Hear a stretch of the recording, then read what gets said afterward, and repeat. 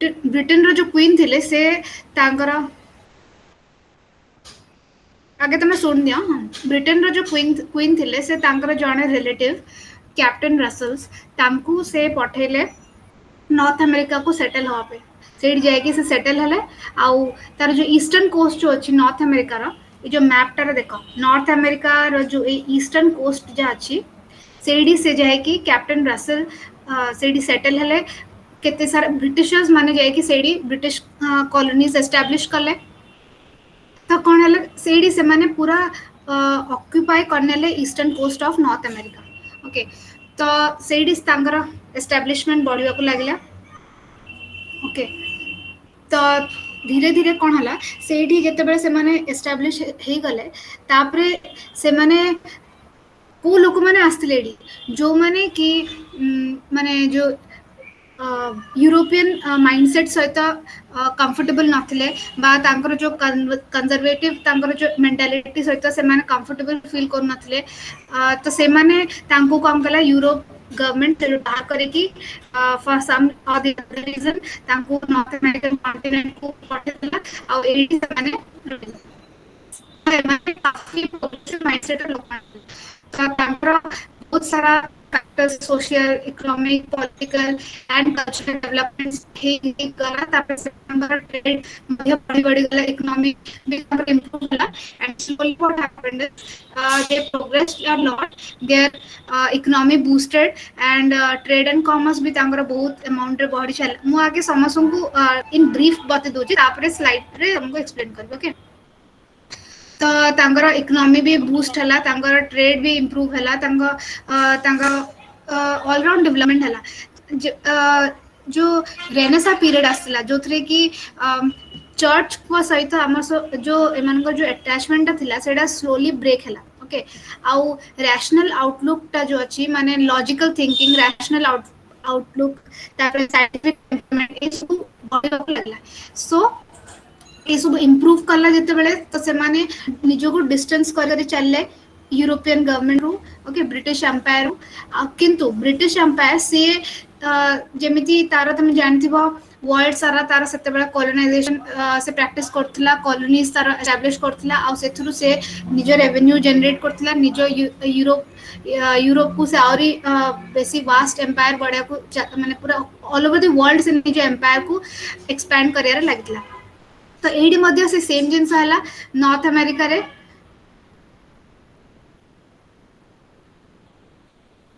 एटा कोन पे आसुनी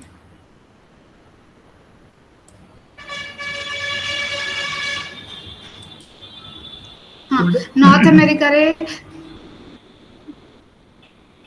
okay north America रे से कॉलोनीज गुडा का एस्टैब्लिश कला। तो कॉलोनीज गुडा का एस्टैब्लिश हो फर्स्ट स्टार्टिंग रे सेटा गोटे थिला तापरे लास्ट हो से बरा 13 जाय गला 13th कॉलोनी जो एस्टैब्लिश हला ताना होची Georgia. Okay so with this expansion तांगर सब इंप्रूवमेंट्स हला तांगर डेवलपमेंट्स हला। ओके स्क्रीन पे शेयर हे परनी नहीं मु मैम करूची शेयर आपन को स्लाइड दरकार की। ओके ओके ना मो पाके अछि आपन सेथरु देखि दियंतु। हां जदि समस्त विजिबल अछि नो प्रॉब्लम। ओके तो जो अमेरिकन वॉर ऑफ इंडिपेंडेंस टा लास्ट कला 1776 से स्टार्ट हला और स्लोली 1881 पर्यंत गला 1781 पर्यंत गला 1781 आडो को तापरे से कोन गला पीस ट्रीटी साइन कला पेरिस पीस ट्रीटी साइन करथला आउ हैंडओवर नै येतला निजर ब्रिटिश गवर्नमेंट रु से निज आड को नै येतला निज सॉवरेनिटी टा नै येतला निज पाक। ओके तो ये लिखाई जी फ्रॉम ब्रिटेन कैप्टन रसल जो कहती जो तांकर जने रिलेटिव थिले से जेम्स टाउन को जाइतले। जेम्स टाउन होची जो फर्स्ट कॉलोनी एस्टैब्लिश हला नॉर्थ अमेरिका रो ईस्टर्न कोस्ट रे वर्जीनिया जेम्स टाउन रे फर्स्ट कॉलोनी एस्टैब्लिश हला 1607 रे। ओके तापरे सेठू स्लोली स्लोली तांकर एक्सपेंशन बढ़ला आ 13 कॉलोनीज पर्यंत इंक्रीज हला 1732 रे 13 कॉलोनीज एस्टैब्लिश हे सारथिला आ जो 13th कॉलोनी हला सेडा हो लास्ट कॉलोनी आ सेडा जॉर्जिया। ए जो मैप रे देखो जॉर्जिया पूरा लास्ट रे अछि आ वर्जीनिया होची फर्स्ट जोडा की स्टार्टिंग रे फर्स्ट कॉलोनी जोडा एस्टैब्लिश हेतला ए रीजन रे। North Carolina, South Carolina, New Jersey, Connecticut, Rhode Island, Massachusetts, then New Hampshire, New York, Pennsylvania. Okay, then ତାପରେ 13 colonies ଦେଖିଥିଲ ହଁ by 1776 ଏ ଯୋଉ କଲୋନିଜ ଗୁଡାକ ଅଛି ଏମାନଙ୍କର ରିଲେସନशिପ ବହୁତ ଷ୍ଟ୍ରଙ୍ଗ ହବାକୁ ଲାଗିଲା ତାଙ୍କ ଟ୍ରେଡ ଯୋଉ ପରସ୍ପର ସହିତ ଅଛି ବହୁତ ଷ୍ଟ୍ରଙ୍ଗ ହବାକୁ ଲାଗିଲା ଆଉ ତାଙ୍କ ବଣ୍ଡିଂ ଟା ବି ଇମ୍ପ୍ରୁଭ ହେଲା ତ ବଣ୍ଡିଂ ଟା ଯେତେବେଳେ ଇମ୍ପ୍ରୁଭ ହେଲା ସେମାନେ ଚାହିଁଲେ କି ସେମାନେ ନିଜ ଟ୍ରେଡ ଆଣ୍ଡ କମର୍ସ ନିଜ ହିସାବରେ ନେବେ ଆଉ କିନ୍ତୁ ବ୍ରିଟେନର ଯୋଉ ବ୍ରିଟେନ ଆଜ ଡିକ୍ଟେଟର ସର୍ଭ କରୁଥିଲା ଯେମିତି ଇଣ୍ଡିଆକୁ ଯେତେବେଳେ ସେମିତି କରୁଥିଲା କି ଇଣ୍ଡିଆକୁ ସେ ରୁଲ କରୁଥିଲା ସେଇ ଟାଇପର ସେ ଚାହିଁଲା କି ଆମେରିକାକୁ ବି ସେ ରୁଲ କରିବା ଆଉ ତା ଟ୍ରେଡ ଆଣ୍ଡ କମର୍ସକୁ କଣ୍ଟ୍ରୋଲ କରିବା କିନ୍ତୁ ଯେ କଲୋନିଜ ଗୁଡାକ ଅଛନ୍ତି ସେମାନେ ବହୁତ ଏଷ୍ଟାବ୍ଲିଶ ହେଇଯାଇଥିଲେ ଆଉ ସେମାନେ ଚାହିଁଲେ ଯୋଉ ସବୁ କିଛି ନିଜ କଣ୍ଟ୍ରୋଲରେ ରଖିବା ପାଇଁ and they wanted to get rid of Britain so they wanted to get rid of Britain and so they waged a war. Okay, so what are the causes of American Revolution? कौन भी revolution तार causes को देखा हेले हमको बहुत सारा dimensions को देखा पड़ेगा. For example, socio cultural, then political and economic. Okay, coming to social culture,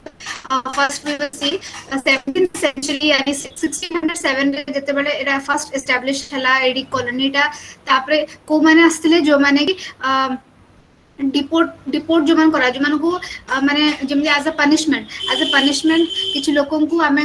गोटे एरिया रु निष्कासित कर दोजु से माने से टाइप रो एक्जेक्टली सिमिलर से भी सिचुएशन हेतला आ से मान को सेडु डिपोर्ट कराइतला अमेरिका को नॉर्थ अमेरिका को तापरे कोन पे कराइतला काहे कि से माने जो इंग्लिश सोसाइटी अछि जोडा कि कंजर्वेशनिस्ट आ जोडा कि एलिट ग्रुप जोडी कि माने कॉमन मास रो एते रोल रोनी सोडी कंजर्वेशन तांगर हाँ रिसोर्सेज ड्रेनिंग तो नहीं एग्जैक्टली हाँ मु कोच मास्ची हाँ तो कंजर्वेटिव तांको अप्रोच थिला से माने निजको बहुत सुप्रीम माने करथिले आ कॉमन मास एते इंपोर्टेंस होनथिले देन तांकर मोनार्की सब किछ कंट्रोल करथिला चर्च ऊपर हेवीली डिपेंडेंट थिले आ रैशनल अप्रोच नथला तांकर सुपरस्टिशंस देन ए सब जिंस रैशनल थिंकिंग को एनकरेज करा जाउ नथला ओके सो ये सब जिनस जो एमाने कौन कले जो मैंने एडजस्ट कर पारे से पॉइंट ऑफ व्यू को लेकिन तो से मूव कर देते टुवर्ड्स अमेरिका देन और ये जो कॉलोनीज गुड़ाक एस्टाब्लिश है इनिशियली अमेरिकन्स मानू ये जो कॉलोनी एस्टाब्लिश है जोड़ा कि इनडायरेक्टली रूल्ड बाय ब्रिटेन से किसी प्रॉब्लम नथला but slowly as they progressed as their different sectors रे से माने बहुत आगु को गले सेतरे तांको प्रॉब्लम हला तांको कोन से आउटसाइड इंटरफेरेंस पसंद हलानी आ तापर से माने चाहेले कि हमको इंडिपेंडेंस दरकार टुवर्ड्स 1730s 17 ରୁ 18 सेंचुरी भितर बहुत सारा डेवलपमेंट्स हला आ से डेवलपमेंट जोगु ही कॉन्फ्लिक्ट्स बिटवीन कला ओके अमेरिकन्स माने जो माने आसीतले से माने एथिपई माने एथिपई से माने आसीतले ए कॉन्टिनेंट को because they were progressive in outlook okay and they were liberal also so सेथिपई से माने जो जागाटा माने जो जागाटा एटमॉस्फेयर जो क्रिएट कले सेथि से माने तांका हिसाब रे से माने को नी चलले प्रोग्रेसिव मेंटालिटी को नै कि आउ तांका सुपरस्टिशन और गते इंक्लिनेशन नथला से माने हार्ड वर्किंग पीपल थिले से माने सब कुछ निज हिसाब रे करे को चाहतले they were individualistic approach they had individualistic approach materialistic approach okay and तांको कॉस्मोपॉलिटन सोसाइटी से बनैले गोटे ओपन सोसाइटी बनैले जोथरे कि कोनसी टाइप रो कंस्ट्रेंट नथला देन एटा गोटे न्यू अमेरिकन कल्चर को डेवलप कला देन जो लोक माने आस्थिले सेठू से मानकर ओरिजिन थिला British Empire okay means Britain ही तांका ओरिजिन थिला सो आफ्टर दैट से माने से जगह जो इनहैबिटेंट्स थिले तांको सहित कम्युनिकेशन तांको डेवलप हैला आ जो तांकर ता परे जो जनरेशन आसला सी प्योरली अमेरिकन थिला से ताको क्लेम करतला कि से प्योरली अमेरिकन आ से अमेरिकन माने से माने देखिबा को गले तांकर प्रीवियस जनरेशन ब्रिटेन रो किंतु because they were brought up in America so they thought that they belong to that continent okay so they were the ones जो माने कि वॉर कले जो अमेरिकन वॉर ऑफ इंडिपेंडेंस से माने कले because three types of people lived in America first होची Americans जो माने कि later stage रे तांगा इंडिपेंडेंस डिमांड करथिले देन नेटिव रेड इंडियंस जो मानन को मूव कर कि जो मानन को सेटू जो मान को लोकेशन को सेडू रिमूव करा हला जो मान को माने तांको सेडू हटे कि सेडी एस्टैब्लिश करा हला ब्रिटिश कॉलोनी तो से माने होतले नेटिव से आउ गोटे थर्ड कैटेगरी थिला स्लेव्स जो मानू आफ्रिका रु अणा होतला आफ्रिका रु से माने आस्ट्रेलिया आउ एडी प्रोडक्शन क्रॉप्स को ग्रो करथले प्रोडक्शन क्रॉप्स माने जेमति कॉफी शुगर इस कॉफी शुगर प्लांटेशन ये सब जिन गुड़ाक ग्रो होता आउ एडा माने एक्सपोर्ट करा होतला ब्रिटेन को ओके तो ए जो तीनटा कैटेगरी अच्छी ए मान भितर सब प्राइमरी रोल प्ले करते Americans okay then political cause रे जर्नीटा केमिति फर्स्ट जो कॉलोनी सेटअप होता वर्जिनिया रे जेम्स टाउन रे सेडू 13 कॉलोनी जॉर्जिया पर्यंत केमिति गला सेटा देखाउची पॉलिटिकली देखो स्ट्रक्चर हायरार्की अच्छी लोएस्ट पोजीशन जो बॉटम पोजीशन अच्छी सेडी एग्जीक्यूटिव अच्छी देन ता ऊपर जो मिडिल पोर्शन अच्छी सेडी legislative and the top most position is occupied by the governor और द मिलिट्री चीफ तो जो लेजिस्लेटिव आउ जो एग्जीक्यूटिव डिपार्टमेंट अच्छी से जो लोकल गवर्नमेंट जो माने रिप्रेजेंटेटिव थिले से माने से इन्वॉल्व होते से माने से जगह पार्टिसिपेट करते बट जो गवर्नर और मिलिट्री चीफ थिले से मानकर किसी रोल नाथिला ये जो लोकल गवर्नमेंट रे से माने just they were directly appointed by the British government okay so तो से मिसकम्युनिकेशन हो जाए जमी आम इंडिया से होता से एक्जाक्टली सेम मैनर जमी आम जो इंडिया जमी लोकल सेल्फ गवर्नमेंट को मैंने करते इंडियंस मैंने ही करते आउ जो जो माने जो टॉप लेवल रे थिले गवर्नर थिला से माने सब कुछ पार निज हाथ रे जमी रखुले ओके जो रिप्रेजेंटेटिव्स माने भी थिले इंडियन रो से मानन को भी नेम से किछि पावर्स दिया होतले बाकी मेन कंट्रोल तांगा हाथ रे होतला exactly the same pattern was followed here also executive आउ legislative से जो दीटा डिपार्टमेंट अच्छी से माने लोकल गवर्नमेंट को बिलोंग करते आउ जो टॉप हायरार्की टॉप पोजीशन रे जो माने अच्छी से माने they were directly appointed by the British government okay so that was also a very problematic situation for these people because they wanted कि से माने represent जमती कर पाइबे because जेते पर्यंत से माने represent करिवेनी सेते पर्यंत से माने निज प्रॉब्लम्स को केमे तांका आगरे जाने परिबे माने तम गवर्नमेंट केमे जानि परिबा तांका no representatives of the colonies in the British parliament yes मिरालेनी विश्वास इज करेक्ट कि तांका जेते पर्यंत रिप्रेजेंटेशन हबनी से माने प्रॉब्लम्स केमिति निजर जाने परिबे त प्रॉब्लम सॉर्ट आउट केमिति परिबो सो लेटर हाफ रे से माने कोन कले सेतमें डिमांड करथिले no taxation without representation mean जेते पर्यंत तमे हमर लोकन को रिप्रेजेंट करबनी गवर्नमेंट रे सेते पर्यंत तुमको किछि टैक्सेस जीवनी हम तरफ okay so initially what happened जो ब्रिटिश गवर्नमेंट एते स्ट्रिक्ट नथला से एते रिजिड नथला से काफी लिनियंसी रो सहित कैरी आउट करथला निज काम को बट स्लोली जेते बेर देखिला कि डेवलपमेंट होउची प्रोग्रेसिव मेंटालिटी आंका ग्रो करूची आ माने माने आगु को बढ़िबारे चेष्टा करछन आंका इकोनॉमी भी बूस्ट होची तो से कंकला different type of taxes levy करे रे आरंभ करथला यूरोपियन गवर्नमेंट तो सेति पय बहुत सारा प्रॉब्लम्स हेतला देखो इकोनॉमिक कॉजेस अमेरिकन्स लिबरल थिले प्रोग्रेसिव आउ मेटेरियलिज्म को से माने एनकरेज करथिले हार्ड वर्किंग थिले सेल्फ मेड थिले तो तांकर ट्रेड एंड कॉमर्स रे मध्ये डेवलपमेंट हैला आउ सेति पे से मानन जो कॉलोनीज गुडा अछि से इंटरडिपेंडेंट हे गेले माने देखो सदर्न कॉलोनीज जो अछि जो 13 कॉलोनीज अछि जो मैप रे दिखाइतला 13 कॉलोनीज रो टुवर्ड्स द बॉटम कॉलोनीज गुडा का से माने एग्रीकल्चर ओरिएंटेड थिले आउ जो टॉप रे जो अछि नॉर्दर्न कॉलोनीज गुडा का से माने inclined towards heavy industries okay तो जो सदर्न कॉलोनीज गुडा जो अच्छे से पाखे एग्रीकल्चर हाँ ये देखा से एग्रीकल्चर ओरिएंटेड थिबा जो स्लेव रे बहुत रिक्वायरमेंट थिला माने मैन पावर बहुत दरकार पड़ता तो से स्लेवरी टा गोटे बहुत बड़ा फैक्टर थिला जहाँ उपरे पूरा एंटायर बिजनेस डिपेंड करथिला agriculture wholly dependent on slavery but northern रे हेवी इंडस्ट्रीज रे काम चलथिला तो से एते स्लेवरी रिक्वायरमेंट नथिला तो लेटर हाफ रे जेते बेले इंडिपेंडेंस सरला परे तापरे से भितर जो वॉर हला माने से भितर जो सिविल वॉर टा चलथिला सेडा ए कांसेप्ट को नेकी हेतला स्लेवरी को नेकी माने सदर्न स्टेट्स गुडा को चाहू नथिले स्लेवरी को हटेबा पई कि नॉर्दर्न स्टेट्स गुडा को चाहूतले टू एबॉलिश स्लेवरी आउ तापरे जेते बेले से एबॉलिश हे गला तापरे से माने कोन पय चाहूतले एथिपाई नहीं कि से को दुख लगुची और they think that it is violating human rights something like that nothing से माने चाहूतले कि जो तांका इंडस्ट्री रे ए स्लेव गुडा को जाई काम करिवे निजर सेल्फिशनेस पई से माने चाहूतले ओके एटा तो और हम देखिवा इनिशियली एटा बुझियो कि बहुत डेवलप कर देथिला ए रीजन गुडा को नॉर्थ एंड साउथ से सेति पई ब्रिटेन कोन कला तांकर टैक्सेशन सिस्टम को बेसी रिजिडिटी सेत्र आनिया को चाहिला स्लेव्स माने अफ्रीका को जाउथले अफ्रीका रु यूरोप को जाउथले आ अमेरिका को वेस्ट इंडीज को जाउथले तापरे ए जो प्रोडक्शन हम होतला क्रॉप्स गुडा का कॉफी हो टोबैको हो प्लांटेशन जिनस गुड़ाक एगुड़ाक जाऊला इंग्लैंड को आ इंग्लैंड रु जो माने तांका जो तांका इंडस्ट्रियलाइजेशन चलता तो से जो मैन्युफैक्चर्ड प्रोडक्ट्स गुड़ाक जहाँ तांकर माने वेपनरी हो आर्म्स एमिनेशंस अल्कोहल ये सब जिनस से माने ट्रांसपोर्ट करथिले सॉरी एक्सपोर्ट करथिले अफ्रीका को तो अफ्रीका मध्य गोटे डंपिंग ग्राउंड हो सारथिला okay then Northern American colonies तुम कहली heavy industries थिला southern colonies dependent on agriculture Britain wanted to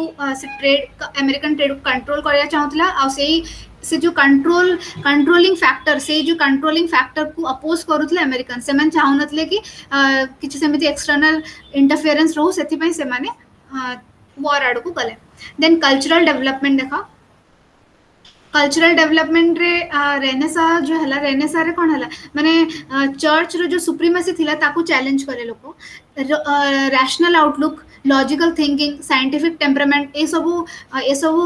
माने प्राइमरीली आगु को गला आ जो चर्च रो जो माने डॉगमास बेस्ड सुपरस्टिशन बेस्ड ए सब जिंस साइडलाइन हे गला तो ये सब प्रमोट करथिला लिबरल थॉट से टाइम रे आउ एनलाइटनमेंट आस्तिला लोक मान का माइंडसेट भितरे तापरे बहुत सारा ऑथर्स थिले से टाइम रे जो माने कि ए जिंसटा को प्रमोट करले ए जिंस को लेखिले माने न्यूज़पेपर हो ऑथर्स हो मैगजीन्स हो ए जिंस को वाइडली स्प्रेड करले आउ एडा अमेरिका रे भी ऐसे इन्फ्लुएंस रा फील हेबा गला तो जॉन लॉक थिले यूरोप रो से सेतला ताम कहला फादर ऑफ लिबरलिज्म से कहतले कि power comes from the people माने पीपल होचंती सॉवरेन माने से माने ही सोर्स ऑफ पावर माने तांकोटू ही पावर आछि किंतु मोनार्की रे कोन होची कि से माननकू लास्ट प्रेफरेंस दिया होची माने से माननकू किछि कंसीडर कराउनी माने जते बेले किछि डेवलपमेंट एक्टिविटी रे कि किछि तांकर ओपिनियन निया जाउनी से माननकू लास्ट रे देखा जाउची ओके तो देन बेंजामिन फ्रैंकलिन से भी मते जणे फाउंडिंग फादर थिले अमेरिका रो देन थॉमस पेन से गोटे बुक लिखितले कॉमन सेंस जोते कि से एमिति प्रमोट करथिले लिबरल थॉट्स को सैमुअल एडम मध्ये सेमिति जणे फिगर थिले सैमुअल एडम्स से थिले जोडा कि तमे लेटर हाफ रे जानबो गोटे बोस्टन टी पार्टी हितला जोडा कि से सेडा को माने माने कोन माने रिवोक करथिले जेते सब लोकमान थिले तांको रिवोक करथिले कि आमे जो जणे थिले लॉर्ड नॉर्थ बोली कि से गोटे टी टैक्स पकेया को चाहूतले आ सेडा मु डिटेल रे आगो को जीबी टी टैक्स सेडा को अपोज करिया पई से गोटे माने एमदी टी पार्टी टाइप रो हेतला टी पार्टी माने से पार्टी हे नतला से जस्ट टी रो जो कंसाइनमेंट गुडा जो शिपमेंट रे जो आस्तिला टी रो एते लार्ज क्वांटिटी सेडा को से माने कोन कले समुद्र ने भसे देतले तो सेतिरे इंपोर्टेंट रोल प्ले करतले सैमुअल एडम्स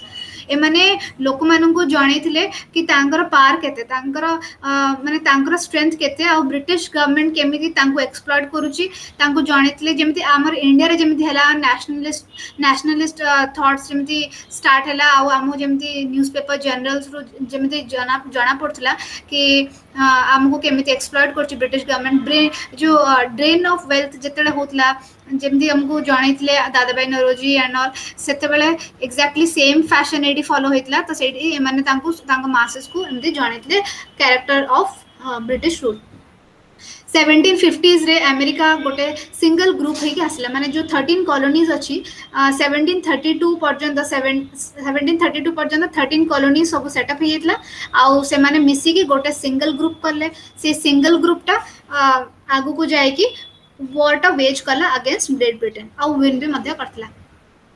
तांगर जो ए माइंडसेट जो डेवलप हेतला liberal thoughts liberal mindset progressive mindset ए जो डेवलप हेतला ता जो कोन हला इंडस्ट्रियलाइजेशन नॉर्दर्न पोर्शन हला बट हला से कॉलोनीज रे समस्त इंडस्ट्रियलाइजेशन हला देन इंडस्ट्रियलाइजेशन जो अर्बनाइजेशन हला ओके अर्बनाइजेशन जो एजुकेशन रे इंप्रूवमेंट हला एजुकेशन रे इंप्रूवमेंट हवा जो तापरे रैशनल थॉट्स आउरी मैसिव स्केल रे ग्रो कला माने आउरी स्प्रेड कला मैसिव स्केल रे Harvard University 1636, then College of William and Mary 1693, Yale University 1701, and University of Pennsylvania established in America a time period. Okay, then देखो pattern of British rule in America A pattern टाकू slowly आम study करवा भलसे 1600 आड़ू ये जो colonies गुड़ाक establish है माने just starting phase 1607 रे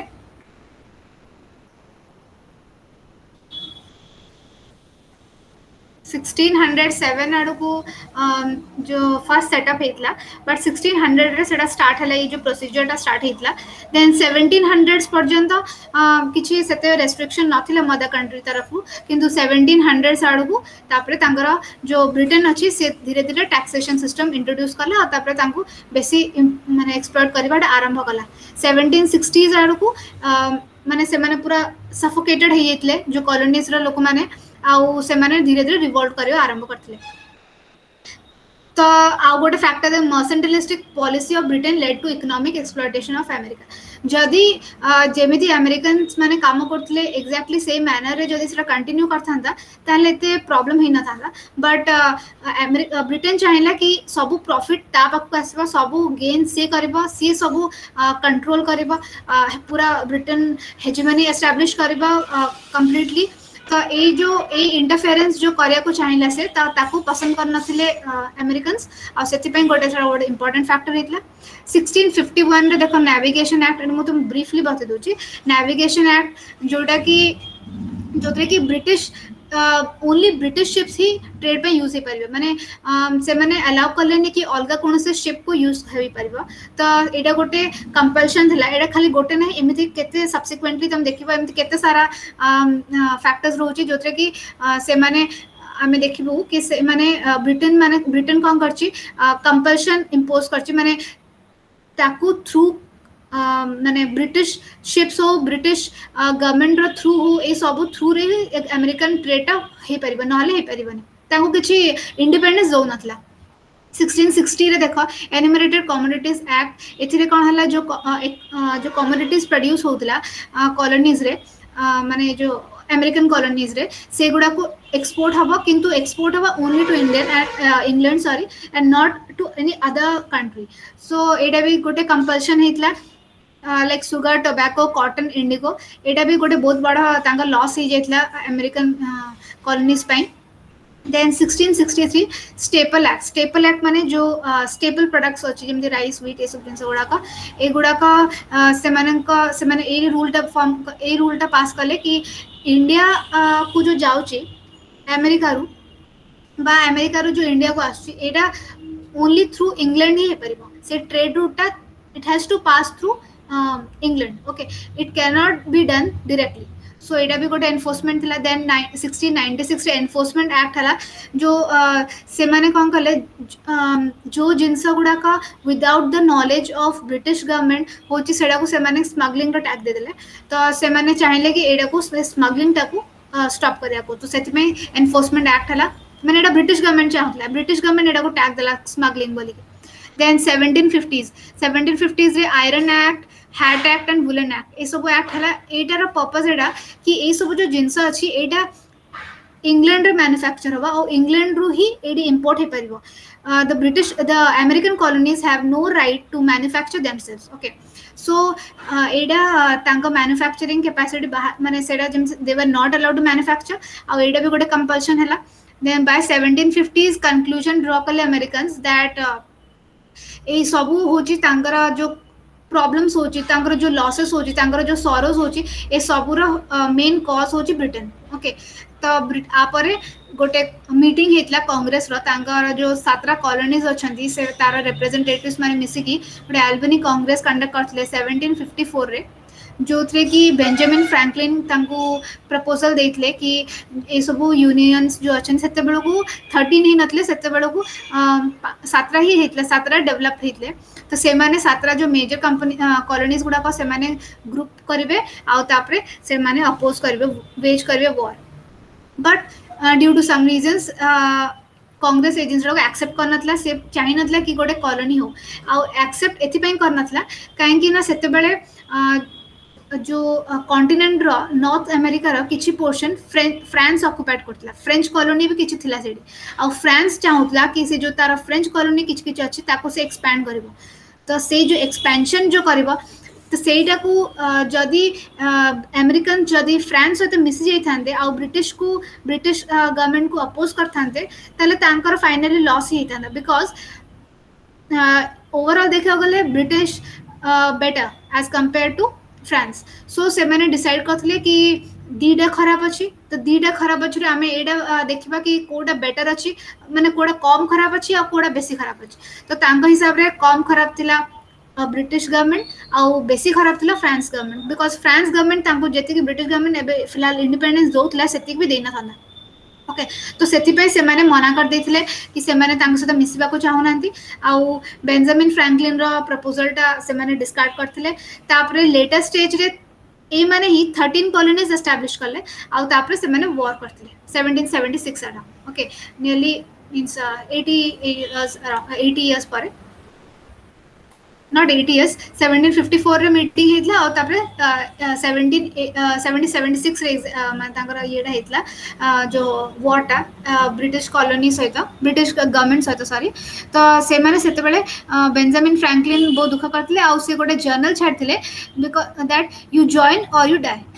माने 7 कॉलोनीज इदर यू जॉइन और यू डाई बट से टाइम रे से माने एते इंपोर्टेंस देइ नथले तांका था ओके एटा एबे मु हाफ मिडवे रे छाडुची बाकी समस्ते जाई सारे आम काली ये जो क्वेश्चन टा अच्छी एटा को डिस्कस करनबा आउ आउ जो किछि बाकी रही ताकू भी कंप्लीट करनबा okay okay okay ma'am thank you okay बुझा पडुची ना किछि बुझबार किछि प्रॉब्लम होची बुझा नहीं पड़ुची मैम बुझी होची ओके ओके जदी स्लो हबा को थिबा किछि कहबा कि किछि भी असुविधा थिले कम्युनिकेट करियो okay okay okay ma'am thank you bye okay guys so एटा जो अमेरिकन मैडम पढ़ौथले ओके तो ये जो क्वेश्चन टा गोटे पढ़िथिला ऑलरेडी कि पढ़े गला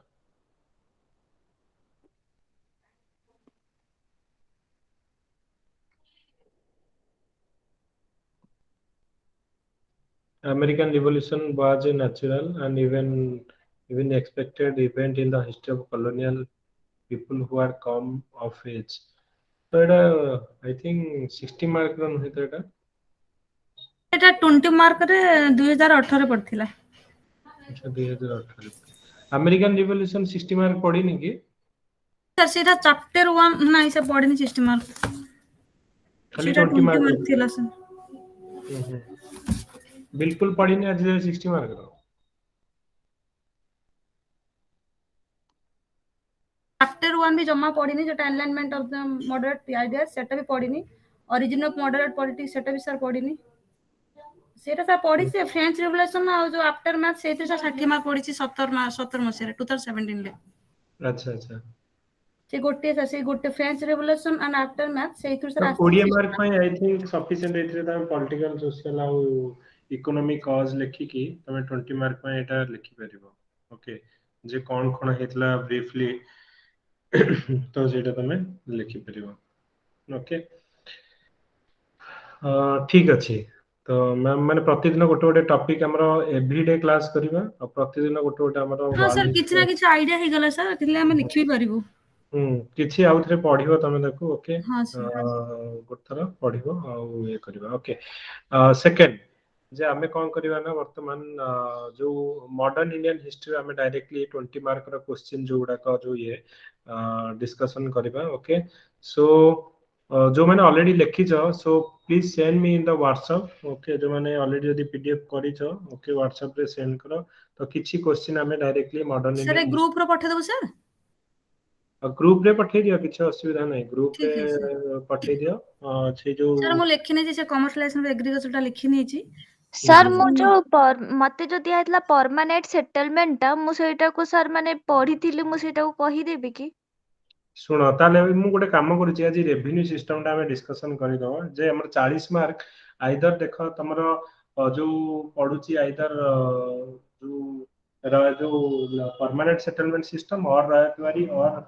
हमारा महलवारी सिस्टम तीन थर एटा 20 मार्क पड़ी सो लेट मी फास्ट आमे कोन करबा मु तुमको देखै दोजी कोन कोन क्वेश्चन पड़ी छी तापर आमे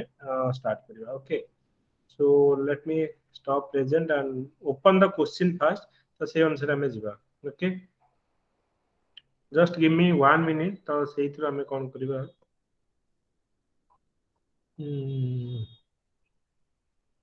गोटे मिनिट मु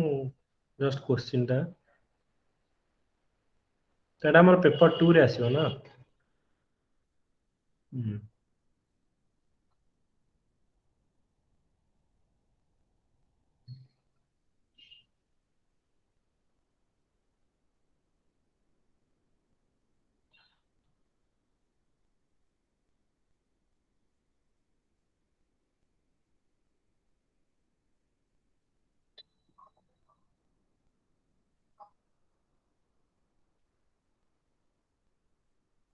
ए स्क्रीन विजिबल होची तो Yes, sir. तो देखो गोटे पढ़िथिला the permanent system of Bengal तो initiated with the best intention was a sorely blunder affair तो ये क्वेश्चन रे एटा एक्चुअली कोन लिखियो पड़िबो माने रफली मते को जे एटा को काहा ऊपर क्वेश्चन एमती गोटे तो एटा हमर जमीदारी परमानेंट सेटलमेंट सिस्टम ऊपर ना नहीं Yes, sir.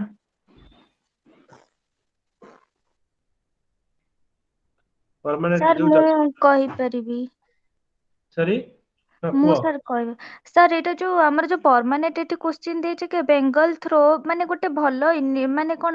ଇଣ୍ଟେନସନରେ ଷ୍ଟାର୍ଟ ହେଇଥିଲା କିନ୍ତୁ କଣ ପାଇଁ ଏଇଟା ଗୋଟେ ବ୍ଲଣ୍ଡର ହେଲା ତ ସାର୍ ଆମର ଯୋଉ କର୍ନୱାଲିସ ଯିଏ ଥିଲେ ତାଙ୍କର ସେ ତ ଇଂଲଣ୍ଡରେ ବଢି ଆସିଥିଲେ ତ ଇଂଲଣ୍ଡରେ କଣ ହୁଏ ନା ତାଙ୍କୁ ପରମାନେଣ୍ଟଲି ହିଁ ଦିଆ ହେଇଯାଏ ଯେମିତି 40 ବର୍ଷ 50 ବର୍ଷ ପାଇଁକିନା ଏମିତି କରିକିନା ଦିଆ ହେଇଯାଏ ତ ସେମାନେ କଣ କରନ୍ତି ନା ଜମିଟାକୁ ନିଜର ଭାବିକିନା ହିଁ ତାର ଡେଭଲପମେଣ୍ଟ କରନ୍ତି ତ ତ ସେଇ ଜିନିଷଟାକୁ ଯେତେବେଳେ ଗଭର୍ଣ୍ଣର ଜେନେରାଲ ସେଠି ହଉଛନ୍ତି ତ ସିଏ ସେତେବେଳେ କହିଲେ କି ଯେହେତୁ ଏଠି ପରମାନେଣ୍ଟ ହେଇକିନା କିଛି ରହୁନି ତ ଏଠି କେହି ସେଇଥିପାଇଁ ନିଜର ଭାବୁନାହାନ୍ତି ତ ସେଥିପାଇଁ ଡେଭଲପମେଣ୍ଟ ବି ହଉନି ତ ଇଏ କହିଲେ କି ମୁଁ ଗୋଟେ ପରମାନେଣ୍ଟ ଇଏ କରି ତ ତାଙ୍କୁ ସେତେବେଳେ ସାର୍ ଜନ୍ ସୋର ତାଙ୍କୁ ସଜେଷ୍ଟ କଲେ କି ତମେ ଗୋଟେ କାମ କର 10 ବର୍ଷିଆ ମାନେ ଗୋଟେ ଏମିତି ଇଣ୍ଟ୍ରୋଡ୍ୟୁସ କର 10 ବର୍ଷ ହେଲେ ଗୋଟେ ସେଇଟା ହିଁ ମାନେ ଲୋକମାନଙ୍କୁ ବେନିଫିଟ ହବ ତ ସିଏ ସେଥିରୁ ସେଇ ଜିନିଷଟାକୁ ମାନିକିନା 10 ବର୍ଷର ଇଏ କଲେ ସବୁ ମେଜରମେଣ୍ଟ ହେଲା 10 ବର୍ଷ ପାଇଁ ନା ରିଭିନ୍ୟୁ ଫିକ୍ସ ହେଲା ରିଭିନ୍ୟୁ ବି ସେତିକି ବଢା ଚଢା ହେଇକିନା ଫିକ୍ସ ହେଲା ଯେମିତି କି ମାନେ ତାଙ୍କର କିଛି ପ୍ରଡକ୍ସନ ବଢିଲେ ବି ଯେମିତି ତାଙ୍କୁ ଇମ୍ପାକ୍ଟ ପଡିବନି କମିଲେ ବି ଯେମିତି ଇମ୍ପାକ୍ଟ ପଡିବନି ତାପରେ ସେଥିରୁ ପଟା ସିଷ୍ଟମ କରାହେଲା ତ ଏମିତି କରିକିନା ବହୁତ ସାରା ସାର୍ ସବୁ ଜିନିଷ ଇଣ୍ଟ୍ରୋଡ୍ୟୁସ ତ କରାହେଇଗଲା ହେଲା କଣ 10 ବର୍ଷ ଭିତରେ ସାର୍ ସବୁ ଜିନିଷ ମାନେ ଚେଞ୍ଜ ହେଇଗଲା ସେତେବେଳକୁ କୋଉ ଜାଗାରେ ବଢିଲେ ବି ଏମାନେ କଣ କଲେ ନା ଲ୍ୟାଣ୍ଡ ଏକ୍ସଟେଣ୍ଡ କରିକିନା ସେଠି ଏଗ୍ରିକଲଚର କରୁଥିଲେ କିନ୍ତୁ ଆଙ୍କୁ ରିଭିନ୍ୟୁ ମିଳୁଥିଲା ଏମାନେ ସେତେବେଳେ କନକ୍ୱେଷ୍ଟ ବି କରୁଥିଲେ କିନ୍ତୁ ଆଙ୍କୁ ମିଳୁନଥିଲା ତାପରେ ସେଥିରୁ ଲୋକମାନେ କଣ କଲେ ନା ମିଡିଏଟର ସେଥିରୁ ରଖିଦେଲେ ମିଡିଏଟର ମାନେ କଣ କଲେ ନା ଯୋଉ ଛୋଟ ଛୋଟ ଯୋଉ ସବୁ ଥିଲେ ଟିନାଣ୍ଟ ମାନେ ଥିଲେ ତ ଟିନାଣ୍ଟ ଠାରୁ ଅଧିକ ଏକ୍ସପ୍ଲୋଇଟ କରିକିନା ଇଏ କଲେ ତାପରେ ସାର୍ ଯୋଉ ସନସେଟ ଲ ଇମ୍ପୋଜ ହେଇଥିଲା ସନସେଟ ଲ ଅନୁସାରେ ଯୋଉ ପୁରୁଣା ଜମିଦାର ମାନେ ଥିଲେ ସେମାନେ ସବୁ ହଟିଗଲେ ନୂଆ ନୂଆ ଯୋଉ ବ୍ୟବସାୟୀ ବାଲା ସେମାନେ ସବୁ ପଳେଇ ଆସିଲେ ତ ଟୋଟାଲ ଗୋଟେ ଟ୍ରେଣ୍ଡ ହିଁ ସିଫ୍ଟ ହେଇଗଲା ତ ସେଇଥିପାଇଁ କି ନା ମାନେ ଗୋଟେ କଣ୍ଟାକ୍ଟ ରହିଲାନି ଟୋଟାଲ ଲୋୟର ପିପୁଲ ଯୋଉମାନେ ଟିନାଣ୍ଟ ଥିଲେ ଆଉ ଯୋଉମାନେ ହାୟର ପିପୁଲ ଯୋଉମାନେ ବ୍ରିଟିଶର୍ସ ଥିଲେ ତ ତାଙ୍କ ଭିତରୁ କଣ୍ଟାକ୍ଟ ହେଇଗଲା ତ ଲାଷ୍ଟ ଯଦି ସେଟା ଯଦି ଯେମିତି ଇଂଲଣ୍ଡରେ ଆମର 30-40 ବର୍ଷ ପାଇଁ ନା କରାହଉଥିଲା ସେମିତି ଯଦି କରାହେଇଥାନ୍ତା ତ ଏଇଟା ଫ୍ରୁଟଫୁଲ ଅଧିକ ହେଇଥାନ୍ତା ओके तो देखो हमरो सर इटा मु होचा त हम पॉइंट वाइज लिखिबा काहे कि तांकर इंटेंशन कोन थिला बेस्ट इंटेंशन कोन थिला सेति बेसी इनिशिएट करथिले परमानेंट सेटलमेंट तार चारटा पॉइंट रहबो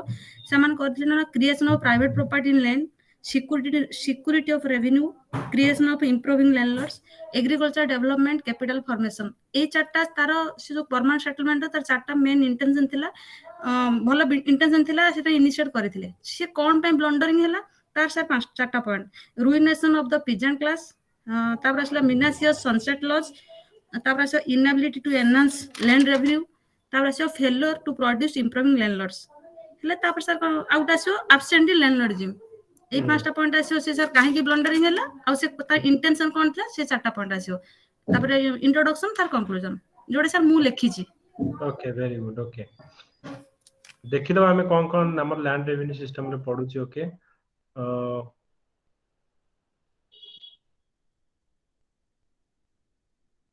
एटा हमर गोटे पडितला 2000 आई थिंक 18 रे करथिला ना ये रे ओके तापर एथिरा हमर होची सर आउ तो रुआत गुरु उठ पड़तिला कोच okay drain of wealth theory 60 mark पड़ीला ओके देखो जमीदारी सिस्टम गोटे पड़ीला 40 मार्क 2017 रे पड़ीला explain the permanent zamindari settlement system of 1793 how did it effect the peasantry in British India गोटे पड़ीला ओके तो एटा 2017 जो 17 रे पड़ीला तापर हम देखिबा नेक्स्ट हम कोन करथिले कि लैंड रेवेन्यू सिस्टम रे गोटे 20 मार्क हो कि 40 मार्क हो पड़ुची देखि दवा ठीक 11 भी पड़ीतिला रुआत सेटलमेंट भी पड़ीतिला माड्रास प्रोविंस रे नेचर ऑफ रुआत सेटलमेंट इन माड्रास प्रोविंस तापर वर्ष देखो महलबारी पड़ला 40 मार्क्स पड़ला detail account of the mahalwari revenue settlement and its merit and demerits 40 mark पड़ीला ओके ता संगे सब ओडिसा रो क्वेश्चन रे मर्ज हेबी पड़े ओके तापर हम देखिबा गोटे थर गला रायतवारी गोटे थर गला जमीदारी आउ रायतवारी आसीनी सॉरी महलबारी गला हम देखिबा पुनी रायतवारी सिस्टम पड़ी छी ना ओके तो ये हमर कोन ryotwari system 40 marks so explain the nature of ryotwari okay describe its effect okay हमर तापर एटा गला फाइनली हमर पुणी 2006 रे जदि देखिबा कोन क्वेश्चन पड़ितला 2006 रे हमर हला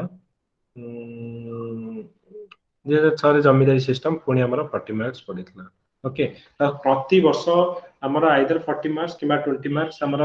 जो लैंड रेवेन्यू सिस्टम ऊपर क्वेश्चन पड़ो ओके सो लेट्स स्टार्ट हमें जमीदारी रायतवारी महलबारी तीनटा ओके आज रिवीजन बेसिस रे हमें करबा ओके तो किछि फास्ट फ्यू पॉइंट्स तमे को जमीदारी सिस्टम रे कोन थिला ता भीतर मु कोन करूची ना स्लाइड्स ओपन करूची वी कैन डू वो जमीदारी सिस्टम रे कोन थिला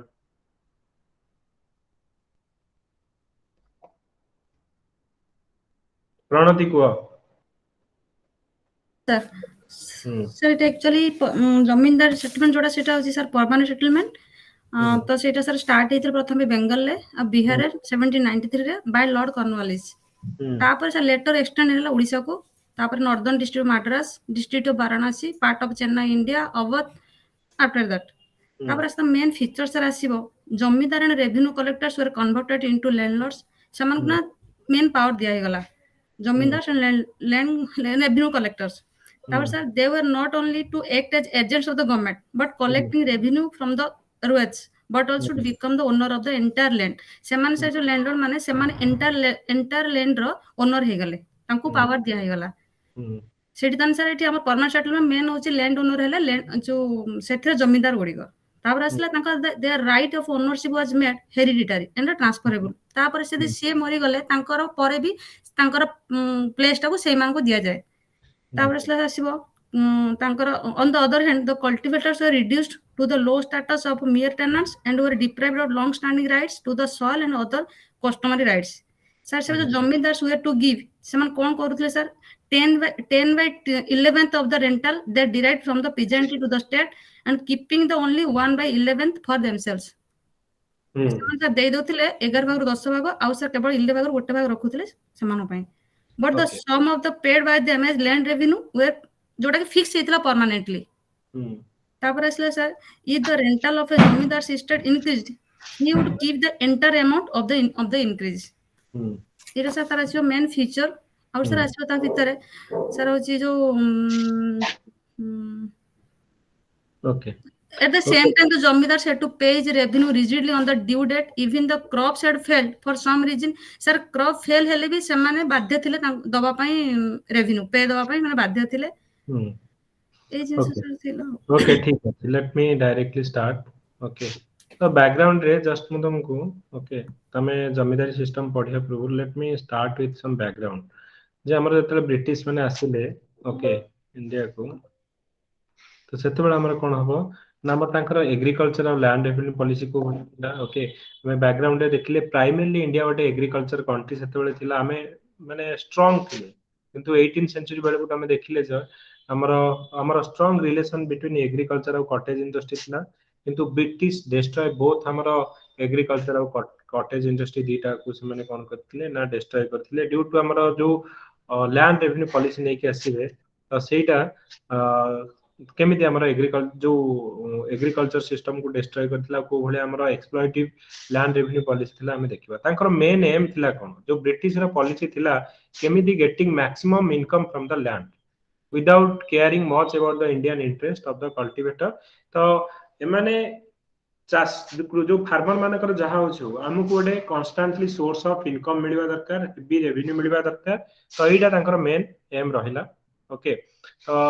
जो एक्सप्लॉइटिव नेचर जो आम देखा केमती जो लैंड रेवेन्यू पॉलिसी हमर थिला तो मेन हमर गोटे जमीदारी सेटलमेंट सिस्टम और परमानेंट सेटलमेंट सिस्टम बोली कहूचे महालवारी रयतवारी ओके ये जमीदारी परमानेंट सेटलमेंट जोटा कि हमर लॉर्ड हमर कॉर्नवालिस इंट्रोड्यूस करथिबे बेंगल बिहार ओडिशा रीजन ने हम देखिबा आउ महलवारी एटा हमर महल्ला रे हेतिबो विलेज लेवल रे रयतवारी हमर जनरली सदर्न प्रोविंस रे लाइक मद्रास प्रोविंस रे हमर हेतिबो तमे जदी देखिबो अप्रोक्सीमेटली जो टोटल इंडिया रो जो अंकर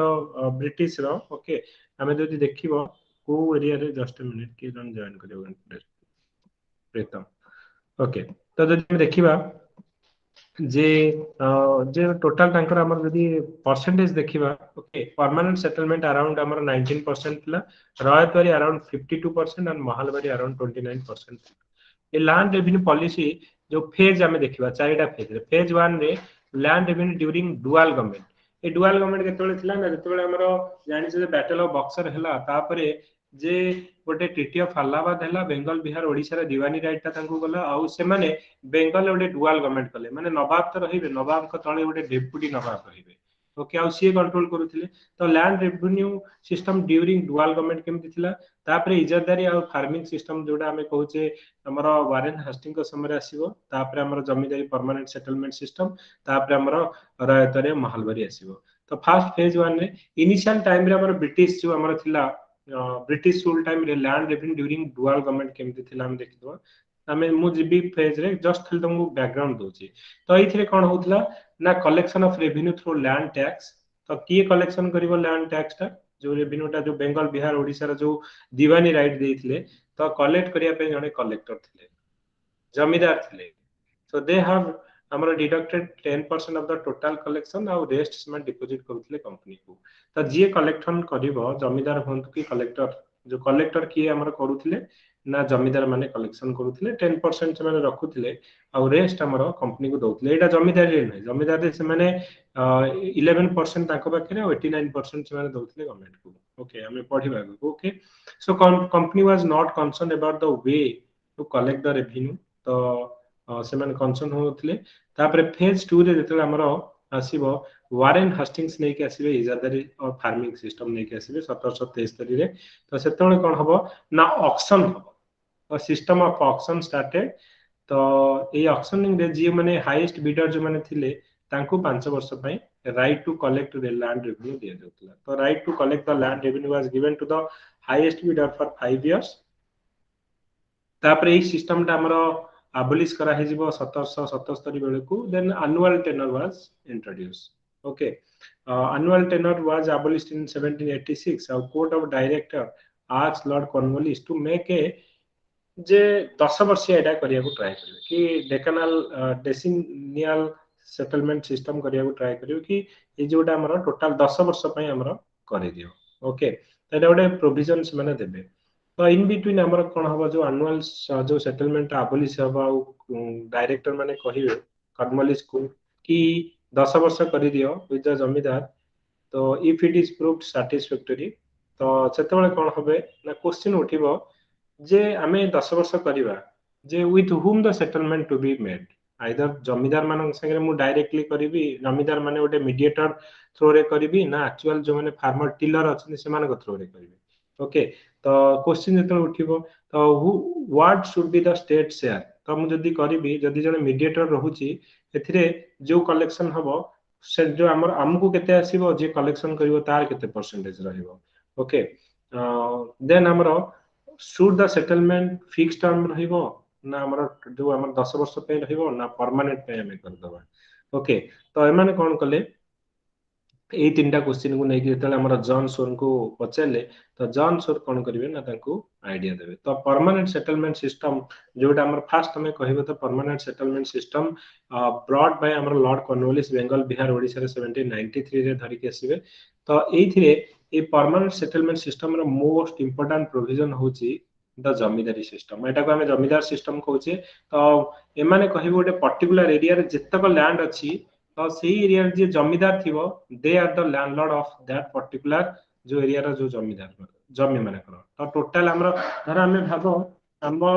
बापा अजा कालु हमें कोन चाष करिक आसुचे हमें भाबुचे जे जमीटा हमरो गोटे पर्टिकुलर एरिया रे गोटे दिन हमरो आसीबो लॉ आसीबो जे नाही ई सबु तक जमी एरिया रो कार ना belong to a particular person जे गोटे हम एरिया रे जे जमीदार ताकू दिया हेगला ना सी होछन जमीर मालिक आमे कोन करसु जो वर्ष वर्ष धरि चाष करिक आसुला आमे वर्तमान कोन करिवु ना सेही जमी रे जोटा हम भाबुथुलु निजर बोली भाग चाषी हिसाब रे काम करिवु भाग चाषी हिसाब रे काम करी माने माने प्रोडक्शन करिवु जहा हला आमे भाग चाषी जेमती हमर टैक्स आमे दउछि जे अधा मालिक रो अधा मोर तो से माने कोन करिवे ना जमीदार माने को से भले टैक्स देबे तो जमीदार माने they are regularized at the landlord and post made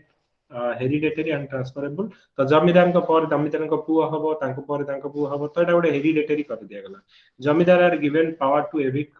cultivator तो जवन चाष करूथिले जदी से माने हमरो लैंड माने टैक्स जदी न देबे ताले डेफिनेटली तांको तांकर जमी छड़े निया जिवो आउ काहा को दिया जिवो तो टोटल हमर कोन होची ना पावर ता हमर जमीदार मान को दिया गला okay so cultivator become the tenant in their own land okay तो जो माने हमें भाबुथे वर्ष वर्ष धरि केटा मो जमी बोली तो गोटे दिन आसीबो हमर सब तक जमी दिया हिजो जमीदार माने गोटे पर्टिकुलर एरिया रो they are the boss they are the landlord and they directly हमर कोन करिवे कंट्रोल करिवे लैंड उडा तेनु जो माने टैक्स देबे से माने कोठु से माने जो माने चाष करिवे से माने जोर जबरदस्ती टैक्स माने ठू कलेक्शन करूथिले आउ जो माने देई न परिवे ताठू जमी छड़ी निया जाउथला ओके तेनु आमे जो निजे जमी रे आमे कोन टेनेंट हिसाब रे आमे कोन करिवु ना काम करिवु ओके तो परमानेंट सेटलमेंट सिस्टम तो ए जो तमे पिक्चर देखि पारुथबो जे तीन जण रहिले तो जने टिलर जे कि एक्चुअल जे फार्मर ओके जमीदार जे मिडिल रे रहिले अमरेशपुरी आ ब्रिटिश माने रहिले तो ए परमानेंट सेटलमेंट सिस्टम रे जमीदार माने they are the mediator between the peasant आउ जे माने ब्रिटिश भीतर रहिले ओके तो ए जमीदारी और परमानेंट सेटलमेंट सिस्टम रे कौन पे ना एटा due to chaos in the revenue system Warren Hasting introduce जो एनुअल लीज सिस्टम हमर करिथिल on auction basis and land given to the highest bidder तो lord Cornwallis implemented this settlement method तो इतरे कोन कहला जे he decided to abolish the annual lease system and introduce a हमरो 10 year settlement which was subsequently declared to be continuous so 10 वर्ष पर एटा continuously हमर चलिबो रफली हमरो 90% sorry 19% of the total area जोटा कि British rule particularly Bengal Bihar Banaras Odisha ए जो नॉर्दर्न वेस्टर्न प्रोविंस और नॉर्थ कर्नाटक एरिया रे एटा हमरो इंप्लीमेंट हेतिला तो मेन फीचर एथरे कोन थिला ना जो जमीदार ऑफ द बंगाल तो जो बंगाल जो जमीदार थिले they are recognised as the owner of the land okay तो तांको गोटे जो जमीदार मान गोटे पर्टिकुलर एरिया दे गला कि आज ठू तमे हो जाय पर्टिकुलर एरिया रो मालिक तमे हो जाय पर्टिकुलर जो एरिया जतक लैंड रहला you are the owner as long as को वजन तमे ओनर रहबो as long as they paid the revenue to the East India company regularly जे तुमको देखो एई तक एरिया तुमको दिया गला वर्ष को तमे हमको कोन ना 10 लाख डिपॉजिट करिवो जो दिन जाय तमे 10 जो वर्ष को तमे 10 लाख डिपॉजिट करूछ से पर्यंत तमे कोन रहइबो ओनर रहइबो जदी तमे देलन डिफॉल्ट रहलो इमीडिएटली तमठु जमीदारी पद चली जिवो ओके सनसेट लॉज हमर जो कहज गोटे पर्टिकुलर डे रे पर्टिकुलर टाइम रे इथर सपोज मासर 2 तारिख रे तमे नै कि टैक्स ता डिपॉजिट करिया कथा 5टा पूर्वरु तो 5टा पूर्वरु तमे नै कि डिपॉजिट करिवो अदरवाइज तमरो कोन ना जमीदारी पद पळेबो ओके तो zamindar of the Bengal they are इतरे फर्स्ट पॉइंट होची जे गोटे zamindar of the Bengal they are recognised as the owner of the land as long as they paid the revenue to the East India company regularly तापरे the government of East India company got हमर 89% leaving rest to the zamindar तो 89% हमर east India company रहउतला और rest 11% हमर को माने ना जमीदार माने तांको पाखे रहउतले कारण रेवेन्यू कलेक्शन पई किछि खर्च गुंडा रखुतले से माने जाई कलेक्शन करि कानिया पई ओके तो 11% निज पाखे रखुले ryot become the tenant since they are consider the tiller of the soil okay जो माने वर्ष वर्ष धरिक चाष करुले से माने एबे भाग चाषी हो जिवे से माने निज जमी रे माने एबे टेनेंट हिसाब रे चाष करिवे okay so they consider the tiller of the soil so this had resulted a great deal of misery amongst the peasant and the farmer okay just a minute okay तो एथिरे कोन होचे ना ओके तो एथिरे कोन होची ना दे हैड हमें जो डिस्कशन करले जे zamindar of Bengal they are recognised as the owner of the land as long as they paid the revenue to the East India company तापर East India company got 89% and rest हमरो जमींदार 11% रहिबे तापर हमरो tenant become the sorry ryot become the tenant in their own land a development of जो एथिरे हमरो कोन होची ना हम देखिबा रयतवारी सिस्टम एटा हला हमर कोन ना जो जमींदारी सिस्टम रे कोन हमर प्रॉब्लम रहउतला हमें देखि दवा तापर हमरे आसीबा रयतवारी सिस्टम को ओके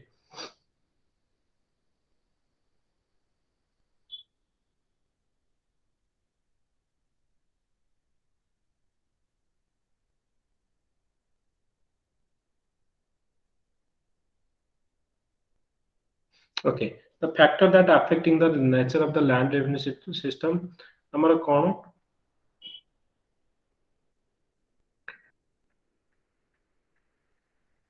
ओके कौन तार इम्प्लिकेशन देखिए ओके तो जो ब्रिटिश जो लैंड रेवेन्यू पॉलिसी को हमर कौन इम्पैक्ट हमर और significance of the British land revenue policy तो capitalist transformation of agrarian life तो तापर हम देखिबा entry of non agrarian class into agriculture जो जमींदार माने थिले से मन तो टिलर नहथि तो से माने आसिले कोन ना entry of a non agrarian class into agriculture तापर तमे देखिबो जे creation of landed hierarchy okay तो creation of a landed hierarchy हमर क्रिएट करा गला ओके तापर देखिबो जे इमर्जेंस ऑफ एब्सेंटी लैंडलॉर्डशिप तो जो माने कि जो माने जमींदार रहउतले से माने भी कोन करूतले ना गाँ रे रही कि टैक्स कलेक्शन करनुतले से माने कोन शहर रे रहउतले तांकर भी लोक रहउतला जे से माने आसी कोन करूतले माने तो मद पिकी माने शहर रे रहउतले देवदास बळिया किंतु तांकर जो निजर लोक तांकर जो गुंडा गर्दी लोक थिबे तांकर चला चमड़ा से माने आसी कि टैक्स कलेक्शन करिक नउतले तो ए माने तो जो एग्रीकल्चर कौन डेवलपमेंट जे कृषक मान को पैसा दरकार ना से मान को सीड दरकार कि सार दरकार एग्रीकल्चर ऊपर से माने टोटली एमाने कोन करथले केमिति डेवलपमेंट हवा से माने भाबनथले से माने भाबुथले जे मोर काम हला टैक्स कलेक्शन करिवि मोर भाग होचे एतिकी जे जेने देन उपाय तांकठू कोन करिवि ना टैक्स कलेक्शन करिवि जेमति हमर कोन भी कहथले जे हमर टैक्स ता तांकर कोन 11% सपोज तांकू डिपॉजिट करिवार अछि कोन 5 लाख डिपॉजिट करिवार अछि ओके आउ से माने कोन करिवे ना हेवी टैक्स बसौथले ओके जा फल कि तांकर जो परसेंटेज सा बढ़िबो बाकी से माने ईस्ट इंडिया कंपनी तो जोटा दउथले फिक्स थिला ए माने कोन करथले ना तांको जो शेयर टा बढ़िया पई हेवी टैक्स बसौथले आ लोक मानठू एक्सप्लॉइट करूथले जदि कि न देई पला 6 मान 8 गुंटू बलिया ता जमी बाड़ी तार जो गाय गरु सब नहीं जाउथले ओके तो सिमिलरली तो जो इमरजेंसी ऑफ एब्सेंटी लैंडलॉर्डशिप में हमरा स्टार्ट हबो ओके तो एगुडा हमर capital formation of agrarian life non agrarian class into agriculture landed hierarchy absent landlordship तो एगुडा हमरा हबो टैक्स हमर कोन होची ना हेवी टैक्स हमर ब्रिटिश माने लगौथले जे दो गुण लगा देना पड़ेगा तो नेग्लेक्ट हमर जो traditional right and claim of both peasant and village community एथिरे तो जे देखिबो जे वर्ष वर्ष धरि कि बापा अजा कालू जो माने चाष करिक आस्तले से मानकर ट्रेडिशनल राइट पळेला ओके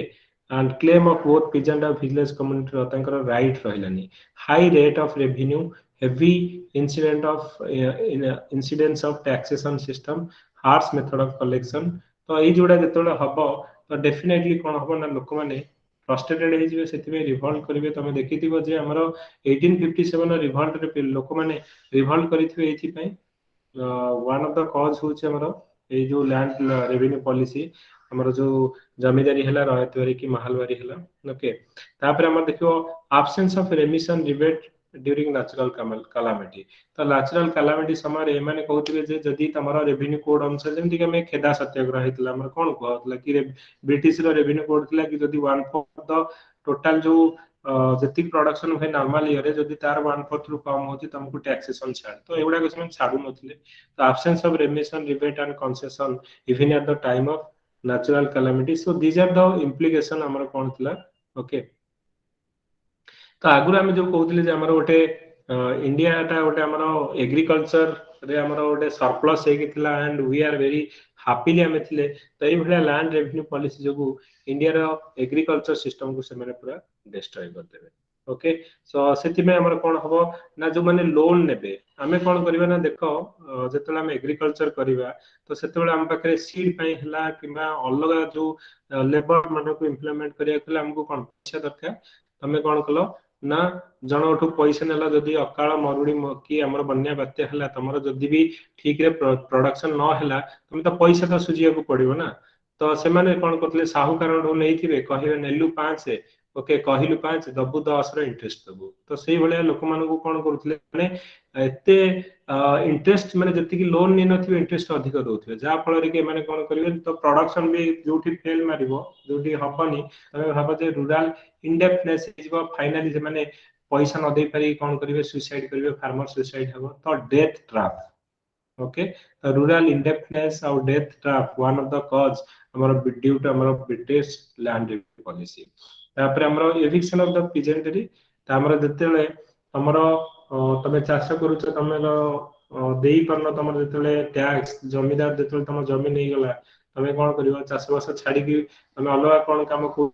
हारे खटिबो तो हमर एविक्शन ऑफ पीजेंटरी हला डीपीजेंटेशन हमर स्टार्ट हला डीपीजेंटेशन हला माने कोन हबो मु वायलेंट हे जेबी ओके चोरी चारी करबी डिफॉल्ट करबी तापरे माने माने अलग गुडा को हमर कहबा जे इमरजेंसी ऑफ न्यू क्लास हमर लैंडलेस लेबरर हमर स्टार्ट हे ओके तो ये भलिया तो लैंडलेस लेबरर हेले हम कोन करबी तो मोर जमी पळै छी सब जेतले पळैबो डेफिनेटली कोन करबी ना मु डाकू हेबी ओके तो स्टैग्नेशन ऑफ इंडियन एग्रीकल्चर हे जीवो ओके तापर emergence of the idea of the private property in the land okay तो एटा हमरो एई सब गुडा कॉज हमरो ओके तो 10 12 पॉइंट तमे यदि 40 मार्क रे पडिला जे आरो जो इफेक्ट कोन हमरो जमीदारी सिस्टम रे कोन हेइतला तो सेटा तमे लिखि परिबो ओके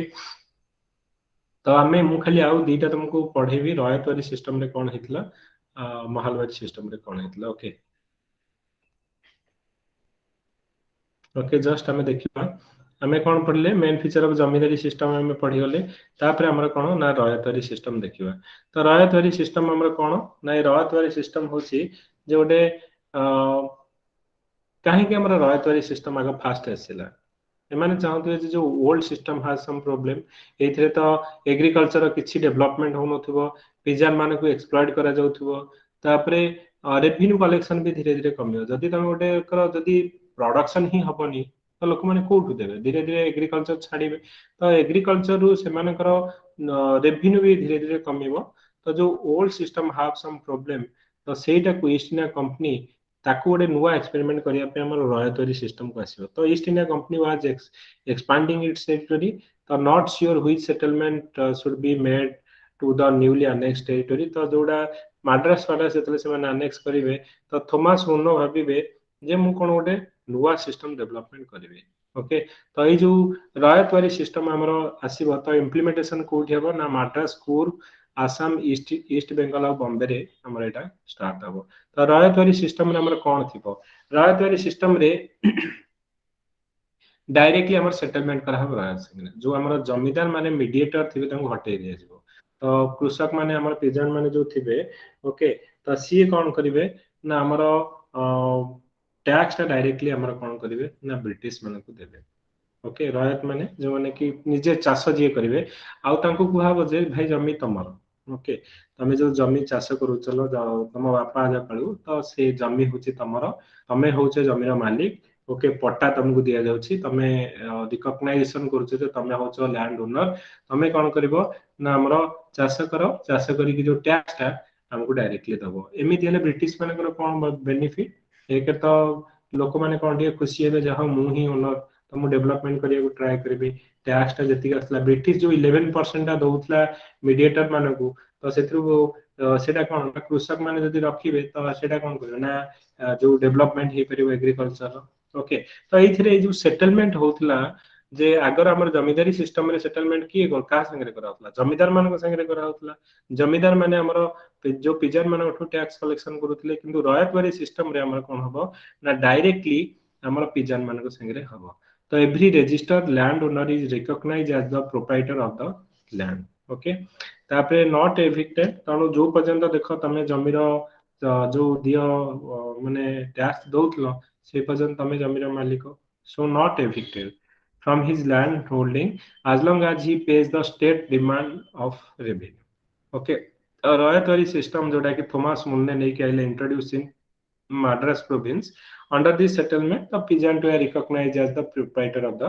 land okay तो एथिरे जो हमरो जमींदारी सिस्टम रे थिले हमको हटे दिया जिवो ओके तो आगुरु जमींदारी सिस्टम रे मीडिएटर जने थिला तो रॉयतरी सिस्टम रे मीडिएटर के revenue directly settlement between British आ हमरो जो पिजन मान संगे हबो so there is no intermediate like zamindari system in the peasant and the government so there is no intermediate like zamindar between peasant and the government so long as he had paid the revenue in time peasant was not evicted from his land so 50% of the net produce was fixed as the land revenue जति के land revenue tax तमरो कल जो production हबो तो तार 50% तमे कोन करिवो दबो East India Company को दबो तो revenue official indulge in the harsh measurement on non payment और delay of payment हेले तो जो माने revenue collection करूथिबे तो से माने harsh measure हमरो न होतले ओके तो महलबारी सिस्टम रे कोन तो एटा modified version of zamindari system रे हमें कोन करूथिले ना जमींदार माने टैक्स कलेक्शन करि दउथले हमर महलबारी सिस्टम रे महल्ला रे हमरो जो सेटलमेंट होतला ओके तो एटा हमरो मैकेंजी एटा हमरो इंट्रोड्यूस करिथिले so settlement was made state by state village by village रे हमरो विलेज लेवल रे हमरो एटा करा होतला को एरिया रे एटा इंप्लीमेंट हेतला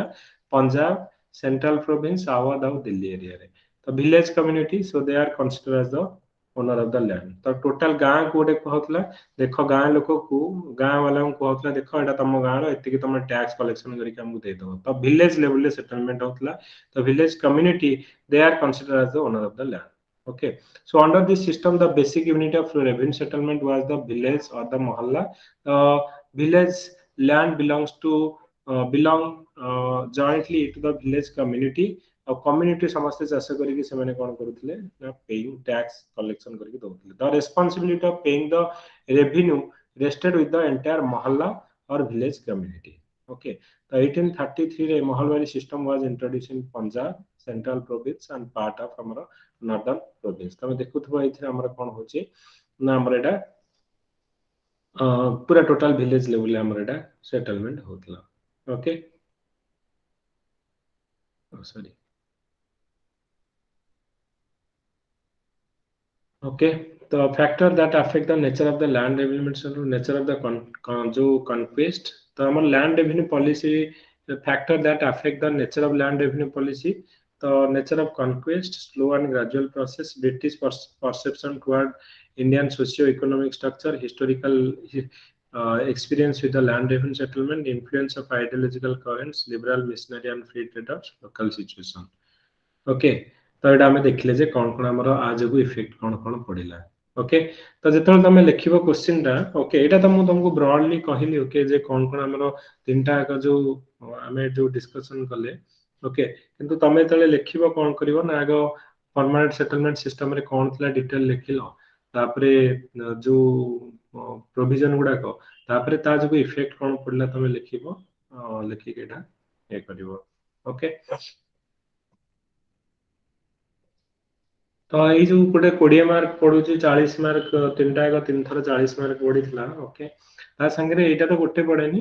ता संगे कोन करिवो ना ओडिसा रे गोटे हमर दारा विषय चक्रा विषय किबा हमर वीर सुरेंद्र साहे एमिति हमर गोटे 20 मार्क रो ऐड करिक पढुचे तो एटा गोटे यदि न आसला कि एटा गोटे इजी गोटे माने टॉपिक जोटा कि तमे इजीली करि परिबो ओके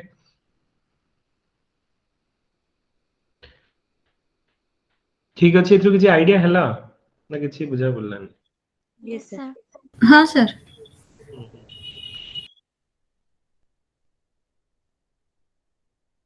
ता गोटे पढ़ितला हमर जो 60 मार्क रो ड्रेन ऑफ वेल थ्योरी ସେଇଟା ଗୋଟେ ଇମ୍ପୋର୍ଟାଣ୍ଟ ଆମର क्वेश्चन ଟା ପଡିଥିଲା ଜଷ୍ଟ ମୁଁ ତମକୁ ଦେଖଉଛି 60 ମାର୍କ ର ଡ୍ରେନ୍ ଅଫ ୱେଲ୍ଥ ଥିଓରି ଏଇଟା ଗୋଟେ ଏଇଟା ଦେଖ 2000 ଆମର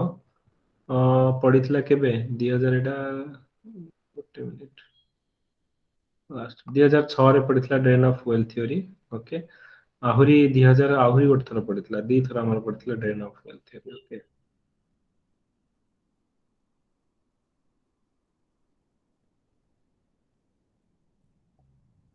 ଦେଖିଦବା ଟିକେ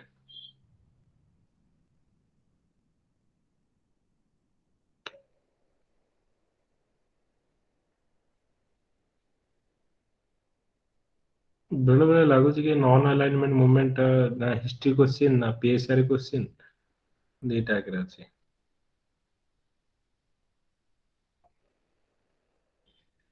गोटे मिनिट टे छोट करदे बहुत बड़ा है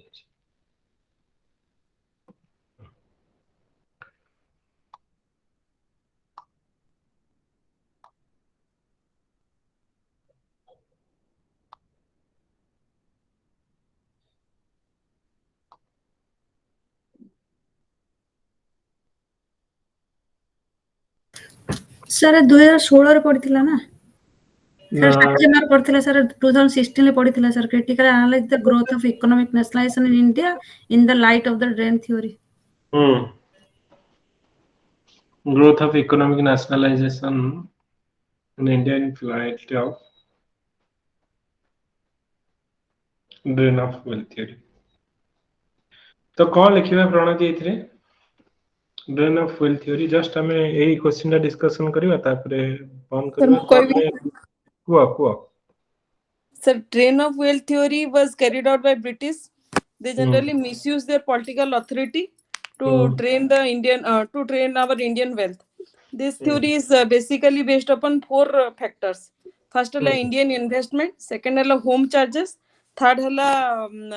European finance capital. And fourth, other instruments.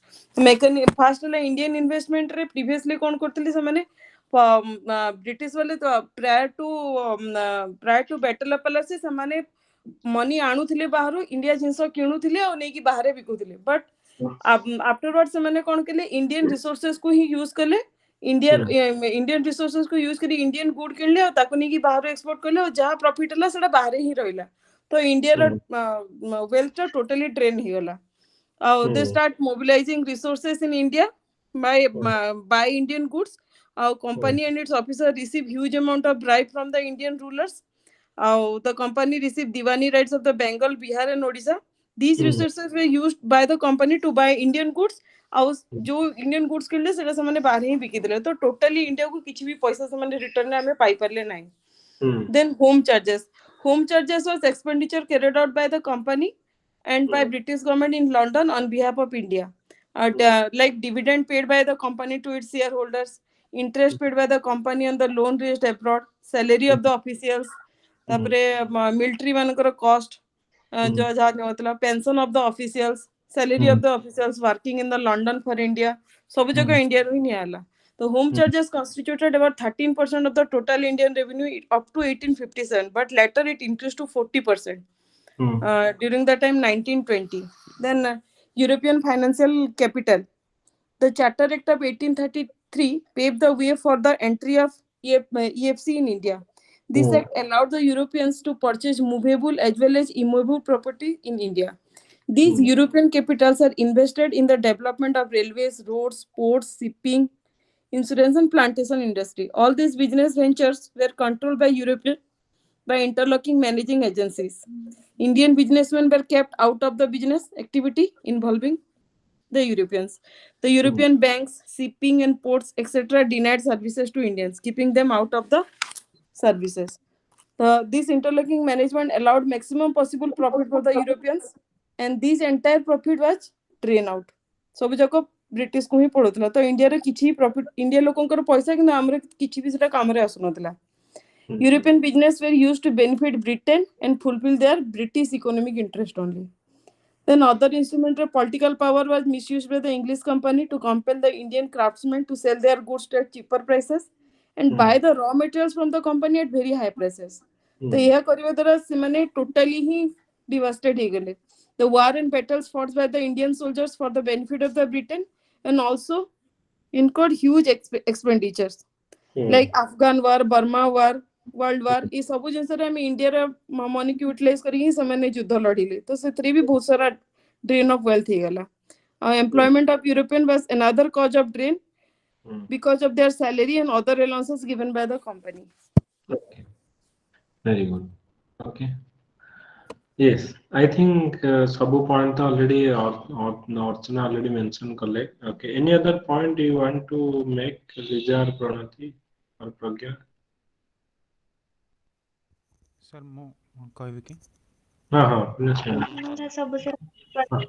Punesh वो तापर मु कहबी. So this theory was first propounded by Dadabhai Naroji, जोटाको ड्रेन ऑफ वेल्थ थ्योरी कहा जाए. सो सेइतरे से फर्स्ट कहथिले जे the internal factors are not the reason of the poverty of India but the colonial rule. काहेकिना as per his estimate around 1/4 of the revenue was going out of India and जोटा कि थिले हमर अधिक economic development हेता ना कि prosperity हेता जोटा कि तांको बुक रे से अनप्रोवरिज्ड poverty and un-British rule in poverty India. and un-British rule in India, right? से बुक रे से मेंशन करथिले.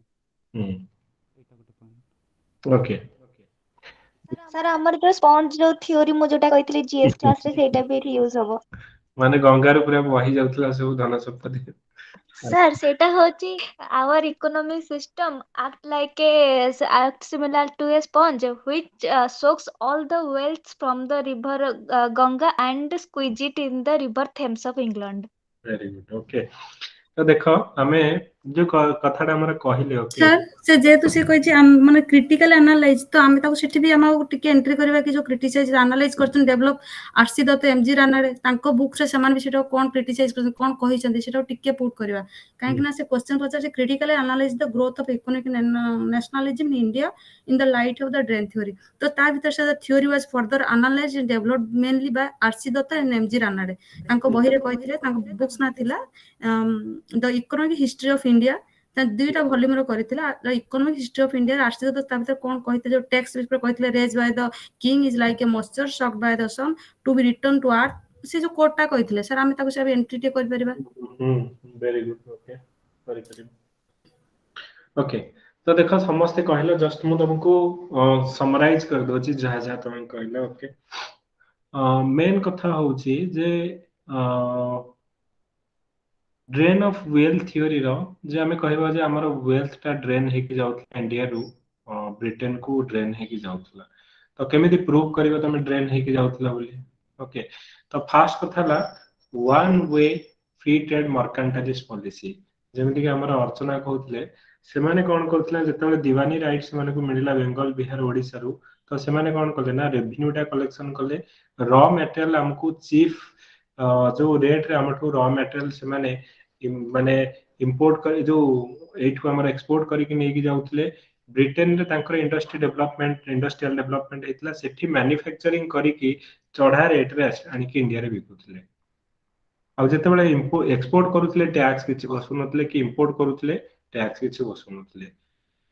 तो एटा उठेला किंतु इंडियन प्रोडक्ट एतले जाउतला तो सेते एक्सपोर्ट की इंपोर्ट बेले जते बेले कोनोस इंडियन लोक करूतले तो तांको ऊपर टैक्स बसुतले. तनो तमे भाबो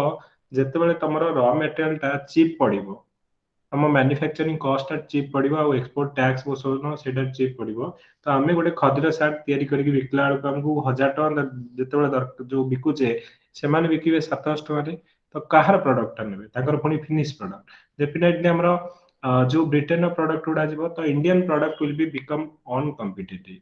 तो अनकम्पिटिटिव हेले कोन हबो ना हमरो village industry cottage industry textile industry कोन हबो ना जो डिस्ट्रॉय हबो केही किनिबेनी हमरो तो डी इंडस्ट्रियलाइजेशन हबो. तो वन ऑफ द कॉज होचे हमरो कोन ना डी इंडस्ट्रियलाइजेशन ऑफ विलेज और कॉटेज इंडस्ट्री. ओके तो यहाँ हम आम एग्रीकल्चर जो लैंड रेवेन्यू पॉलिसी आम देखिले जे हेवी टैक्स मैंने कलेक्शन करुले आउ सेटा भी आमर हूँ कौन ना एग्रीकल्चर इंपैक्ट जो जो गुड़ाक आमर हूँ लैंड से हेवी टैक्स कलेक्शन करके लेके जाऊले यहाँ भी गोटे कज तुम कहीपर जो नेक्स्ट कज हूँ ड्रेन ऑफ वेल्थ थ्योरी रे आम कहले जे कौन भी तुम धर जो पैसा कलेक्शन करके नौज जहाँ भी करुच जदि that should be invested in India ताहले हमर कोन इंडिया रे इंडस्ट्रियलाइजेशन हेइथला हमर तार पेरिफेरी रे हमर कोन एम्प्लॉयमेंट जनरेशन हेइथना सपोज कहय हमर प्लांट तयारी होची प्लांट रो चारि पटे हमर तो होटल तयारी हो ना घर रेंट तो चलिबो ना दुकान बाजार चलिबो तो से माने कोन करथिल डायरेक्टली एठू से माने रेवेन्यू कलेक्शन करके रॉ मटेरियल लेके जाउथिला and use India as a market only industrial developments माने करूथिले लंडन रे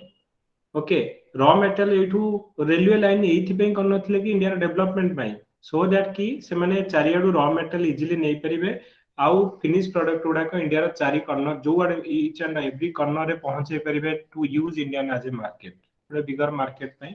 तो आमे कहिया जे जो वेल्थ हमर आमे कहिबा हमर एक तो इंडस्ट्री गुडा पूरा डिस्ट्रॉय कले सेकंड हला जे हमर one way free trade mercantile policy रे जेमति टैक्स लगनथला इंडियन प्रोडक्ट गुडा अनकम्पिटिटिव होवा जो इंडियन रो लॉट ऑफ पीपल हमर अनएम्प्लॉयमेंट हे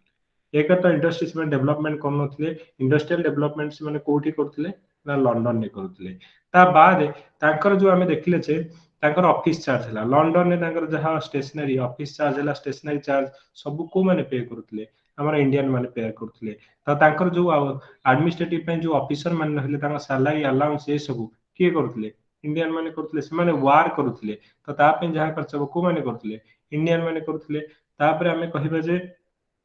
इवन इफ से माने हमर जो लोन नहीं के आसुतले जेमेति कि हमें कहबा जे हमर रेलवे लाइन पे हमर बहुत गुडे लोन नहीं के आसतले ता पे इंटरेस्ट के पे करतले इंडियन माने पे करतले तो डिफरेंट वे रे जो इंडियन माने सब तांकर एक्सपेंडिचर गुडा को बहन करतले तो सेति बे हमें कहचे जे एई हमर इंडिया रो जो वेल्थ गुडा को ड्रेन हेकि जाउतला ओके जोडा कि हमर एक्सपोज करितले दादा भाई नारोजी जोडा कि तांकर property non British rule in India plus हमर आरसी दत्त हेले कि जी सुब्रमण्यम आयर हेले माने देइतले कि हमर yearly around 40 to 50 million pound रो जो पाउंड हमर कोन होची ना ड्रेन होची इंडिया रो हमर ब्रिटेन को एडा होची तमरो ब्रॉड म तुमको कहिली सो लेट्स सी तुमको रफली म तुमको स्लाइड रे जो देखेबी सो दैट कि तमे एटा एक क्वेश्चन जो ऑलरेडी आई थिंक दिया जाय छै लेखिया में तो let's discuss okay slide visible होची समस्त को यस सर ओके तो मेन होची जे हमर कोन ना इकोनॉमिक पॉलिसी और स्टेज ऑफ कॉलोनियलिज्म तो इथे देखिबा जे इथे हमें कोन करले हम तो प्रथम इंडियन इंटेलेक्चुअल भाबुतले कि Indians are here for sorry British are here for Indian goods माने मानकर भला पई अछंती okay English are here for our goodwill किंतु एमाने कोन करिवे पर हमको धोखा दे देबे हम देखिबा जे केमिदी ना इंडिया हमर इकोनॉमिक जदि देखिबा जे सेते बेले ब्रिटेन गोटे हमर इंडस्ट्रियल जायंट हिसाब रे वर्ल्ड रे बाहर के आस्तु एमर्जिंग इंडस्ट्रियल जायंट तो was expected to develop India's productive force through introduction of modern science technology और capitalist economic organization okay the process of disillusionment set into gradually after 1860 as the reality of the social development in India failed to confirm in their hopes. हमें भाबुतले जे Britain गोटे तो industrial giant तो तार जो technology अछि तार जो industry अछि से माने इंडिया रे डेवलपमेंट करिवे किंतु से माने उल्टा गले डेवलपमेंट करिवा चक्कर रे एमाने कोन कले इंडिया को धोखा दे देबे ओके तो एइथरा हमें देखिबा तो एमाने कोन करिवे ना रियलिटी हमें देखिबा जे कॉज ऑफ हमर ट्रांसफॉर्म से माने कोन करिवे ना British rule in India cause the transformation of Indian economy into colonial economy तो इंडियन इकोनॉमी को से माने ओटे कॉलोनियल इकोनॉमी रे कन्वर्ट करिवे the structure and operation of Indian economy was determined by the interest of British economy okay तो केमिति ना हमर इंडस्ट्री गुडा को प्रथमे डी इंडस्ट्रियलाइजेशन करिवे केमिति ना रियून ऑफ पार्टीशन और हैंडक्राफ्ट इंडस्ट्री हमें कहिले जे one way free trade mercantilist policy रे जदी चीप रे रॉ मटेरियल गुडा को से माने एक्सपोर्ट करिक नउतले ब्रिटेन रे मैन्युफैक्चरिंग करिकी हाई रेट रे आनिकी इंडियन जो मार्केट रे बिकुथिला और इंडिया रो प्रोडक्ट गुडा अनकम्पिटिटिव हवा जगु इंडियन इंडस्ट्री गुडा का चलीबनी बंद हो जिवो तो डी इंडस्ट्रियलाइजेशन गोटे कॉज हमरो इम्प्रूवमेंट ऑफ हमर प्रेजेंटली हम देखले कि हेवी टैक्स हमरो जो हमर लैंड रेवेन्यू पॉलिसी जो जमींदारी रायतवारी महलवारी तो हेवी टैक्स जो हमर एग्रीकल्चर सिस्टम भी हमर कोन हो ना पूरा रियून हो जिवो emergency of new landlord relationship हमरो देखिबा जमींदार सिस्टम जो हमर रहिला stagnation and deterioration of agriculture तो हमर एग्रीकल्चर भी हमर कोन हबो ना रहिबनी ओके तापरे development of the modern industry rise of the Indian bourgeois class तो एउडा का फेमाइन पॉवर्टी एउडा का हमर रहिबो ओके तो देखिबा एटा ओके वन बाय वन जे डी इंडस्ट्रियलाइजेशन हमर कोन ना हम देखिबा एटा इकोनॉमिक हमर केमिति एटा भी गोटे क्वेश्चन हे परिबो जे हमर how they turn the Indian economy into colonial economy गोटे क्वेश्चन जदि पड़िबो तो सेटा तमे लिखि परिबो एई कॉज जगु केमिति हमर जो विलेज आ कॉटेज इंडस्ट्री और आर्टिसन इंडस्ट्री को केमिति डी इंडस्ट्रियलाइजेशन करले ओके तो हम डायरेक्टली बर्तमान जाउछ कोठी की ना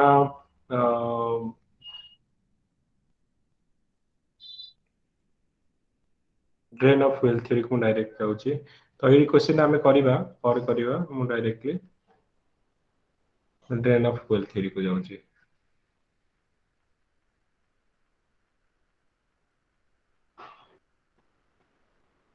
एटा भी गोटे long question okay commercial life Indian agriculture पढ़ितला ओके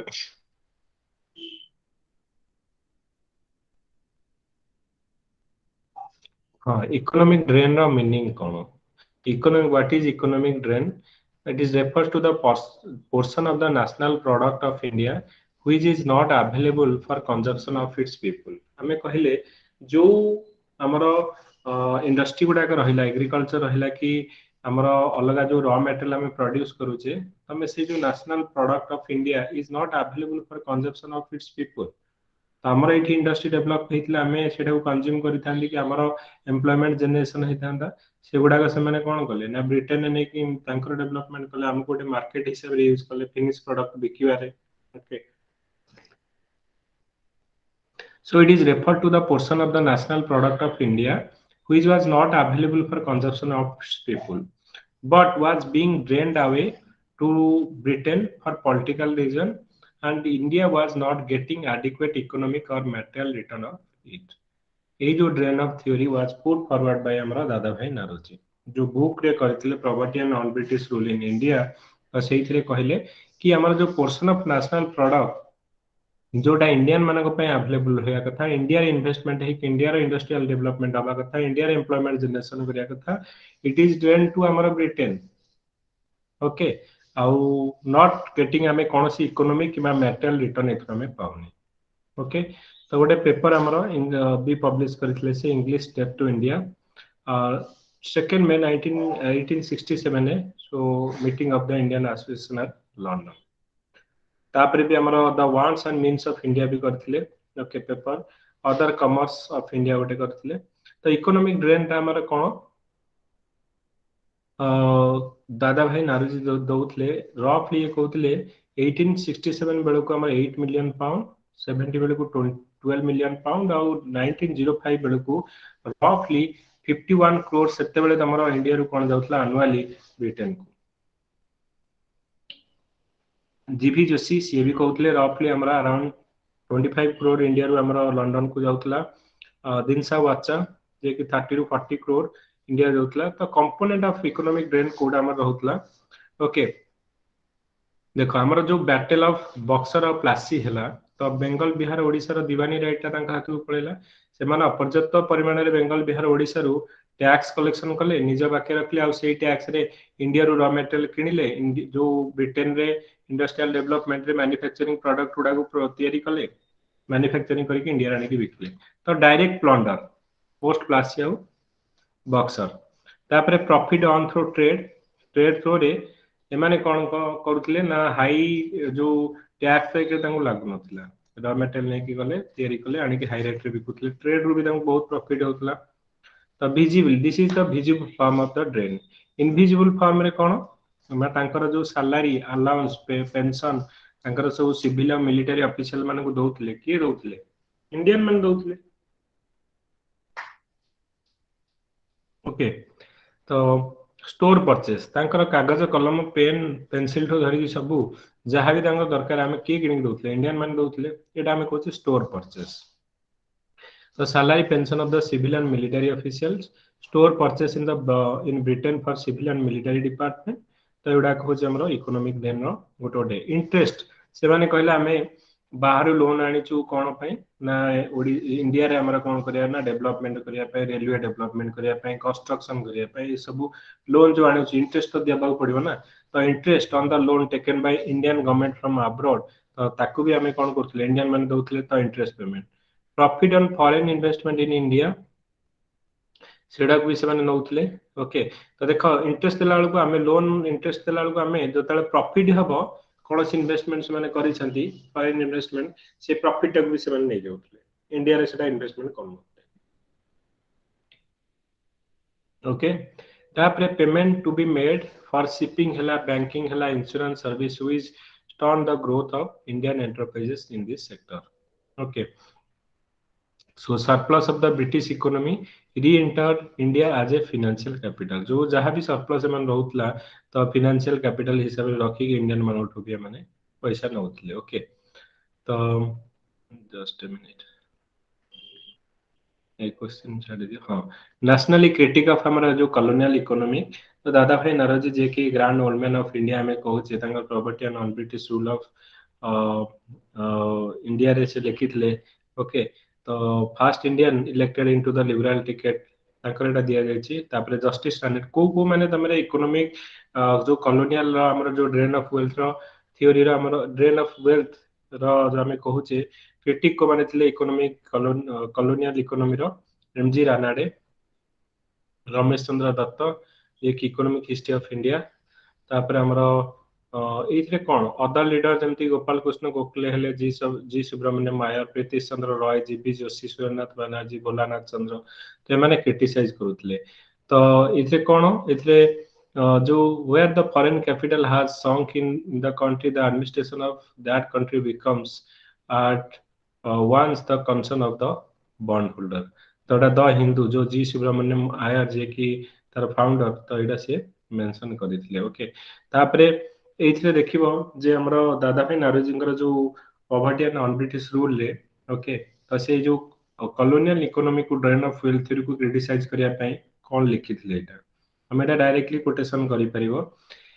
ताका बुक रे एटा डायरेक्टली ताका writing it is not the pitiless operation of economic laws but it is the thoughtless and pitiless action of the British policy. It is the pitiless eating of the India's substance in India and further pitiless drain to England. In short, it is the pitiless perversion of economic laws by the sad bleeding to which India is subjected that is destroying India. Okay, तो ये दीटा का quotation तमे रखि परिबो ए जो answer है okay तो ये economic drain of wealth जो कौन हमर इकोनॉमिक इफेक्ट हला एकर तो real cause of backwardness okay तो हमर इंडिया रे कौन पे बैकवर्डनेस होची ना ई ड्रेन ऑफ वेल्थ जो not only the wealth but also loss of capital okay industry development हे पलानी ड्रेन हला लॉस ऑफ एम्प्लॉयमेंट आम इंडस्ट्री गुडा को जतल डी इंडस्ट्रियलाइज कले सेते बेले कोन करा हला ना लोक मानकर चाकरी पड़ेला जतले हमें कहबा जे हम विलेज और कॉटेज इंडस्ट्री गुडा को डिस्ट्रॉय हे गला लोक माने जोतरे एम्प्लॉयमेंट हेतले से मानकर एम्प्लॉयमेंट पड़ेला तो लॉस ऑफ एम्प्लॉय और इनकम एटा भी गोटे ड्रेन रे हमर पड़ेला हाउ लॉस ऑफ कैपिटल मान दिस वुड हैव यूज्ड तो जो गुडा का हमर पैसा सपोज हला जो रॉ मटेरियल होतला कि जो माने रेवेन्यू कलेक्शन करूतले से माने ब्रिटेन रो इंडस्ट्रियल डेवलपमेंट करिया चक्कर रे हमर यदि इंडिया रे डेवलपमेंट करिथान इंडस्ट्री देखो मोगल आउ हमर इंडियन माने के भीतर डिफरेंस या मोगल माने फॉरेन ही के आसीथले किंतु इंडिया रे सेटलमेंट हले इंडिया रो सब इन्वेस्टमेंट से माने करूतले डेवलपमेंट से पर्टिकुलर एरिया रे माने कोन करले माने बाहरु आसिले पैसा हमटू नेले कलेक्शन कले रॉ मटेरियल किनिले कम दाम रे सेठी तांकर डेवलपमेंट कले एम्प्लॉयमेंट जनरेशन कले इंडिया रण की बिकले use India as a market only तो loss of capital so this would have used for employment generation income generation जदि हमरे एठी इंडस्ट्री डेवलपमेंट करथाने बहुत लोक काम पई थांते तारो साइड रे हमरो अलग जो इनकम जनरेशन पे इंडस्ट्री गुड़ा डेवलपमेंट होता था तो एटा हमर हे पलान loss of capital slow growth of modern industry Etah तमरो D industrialisation हम देखले इन इंडिया रे peasant are also affected due to high revenue rate तो एटा इकोनॉमिक इफेक्ट देखले पॉलिटिकल इफेक्ट कोन देखले जो नेशनलिस्ट लीडर हमरो highlighted the drain theory through paper हला बुक्स हला न्यूज़ पेपर तो एटा जेतले हाइलाइटेड कले ड्रेन थ्योरीटा तो पॉलिटिकल कॉन्फ्लिक्ट बिटवीन इंडिया और इंग्लैंड स्टार्ट हला ड्रेन हमरा requires political solution therefore it create awareness among the common people लोक माने कहले तो भलो कथा ये हमको तो बुद्धू बने कि सब हमठु पैसा लुटी नउछने ताले तो लोक माने को भितरे धीरे धीरे अवेयरनेस क्रिएट हबो they know the real face और रियल कैरेक्टर ऑफ द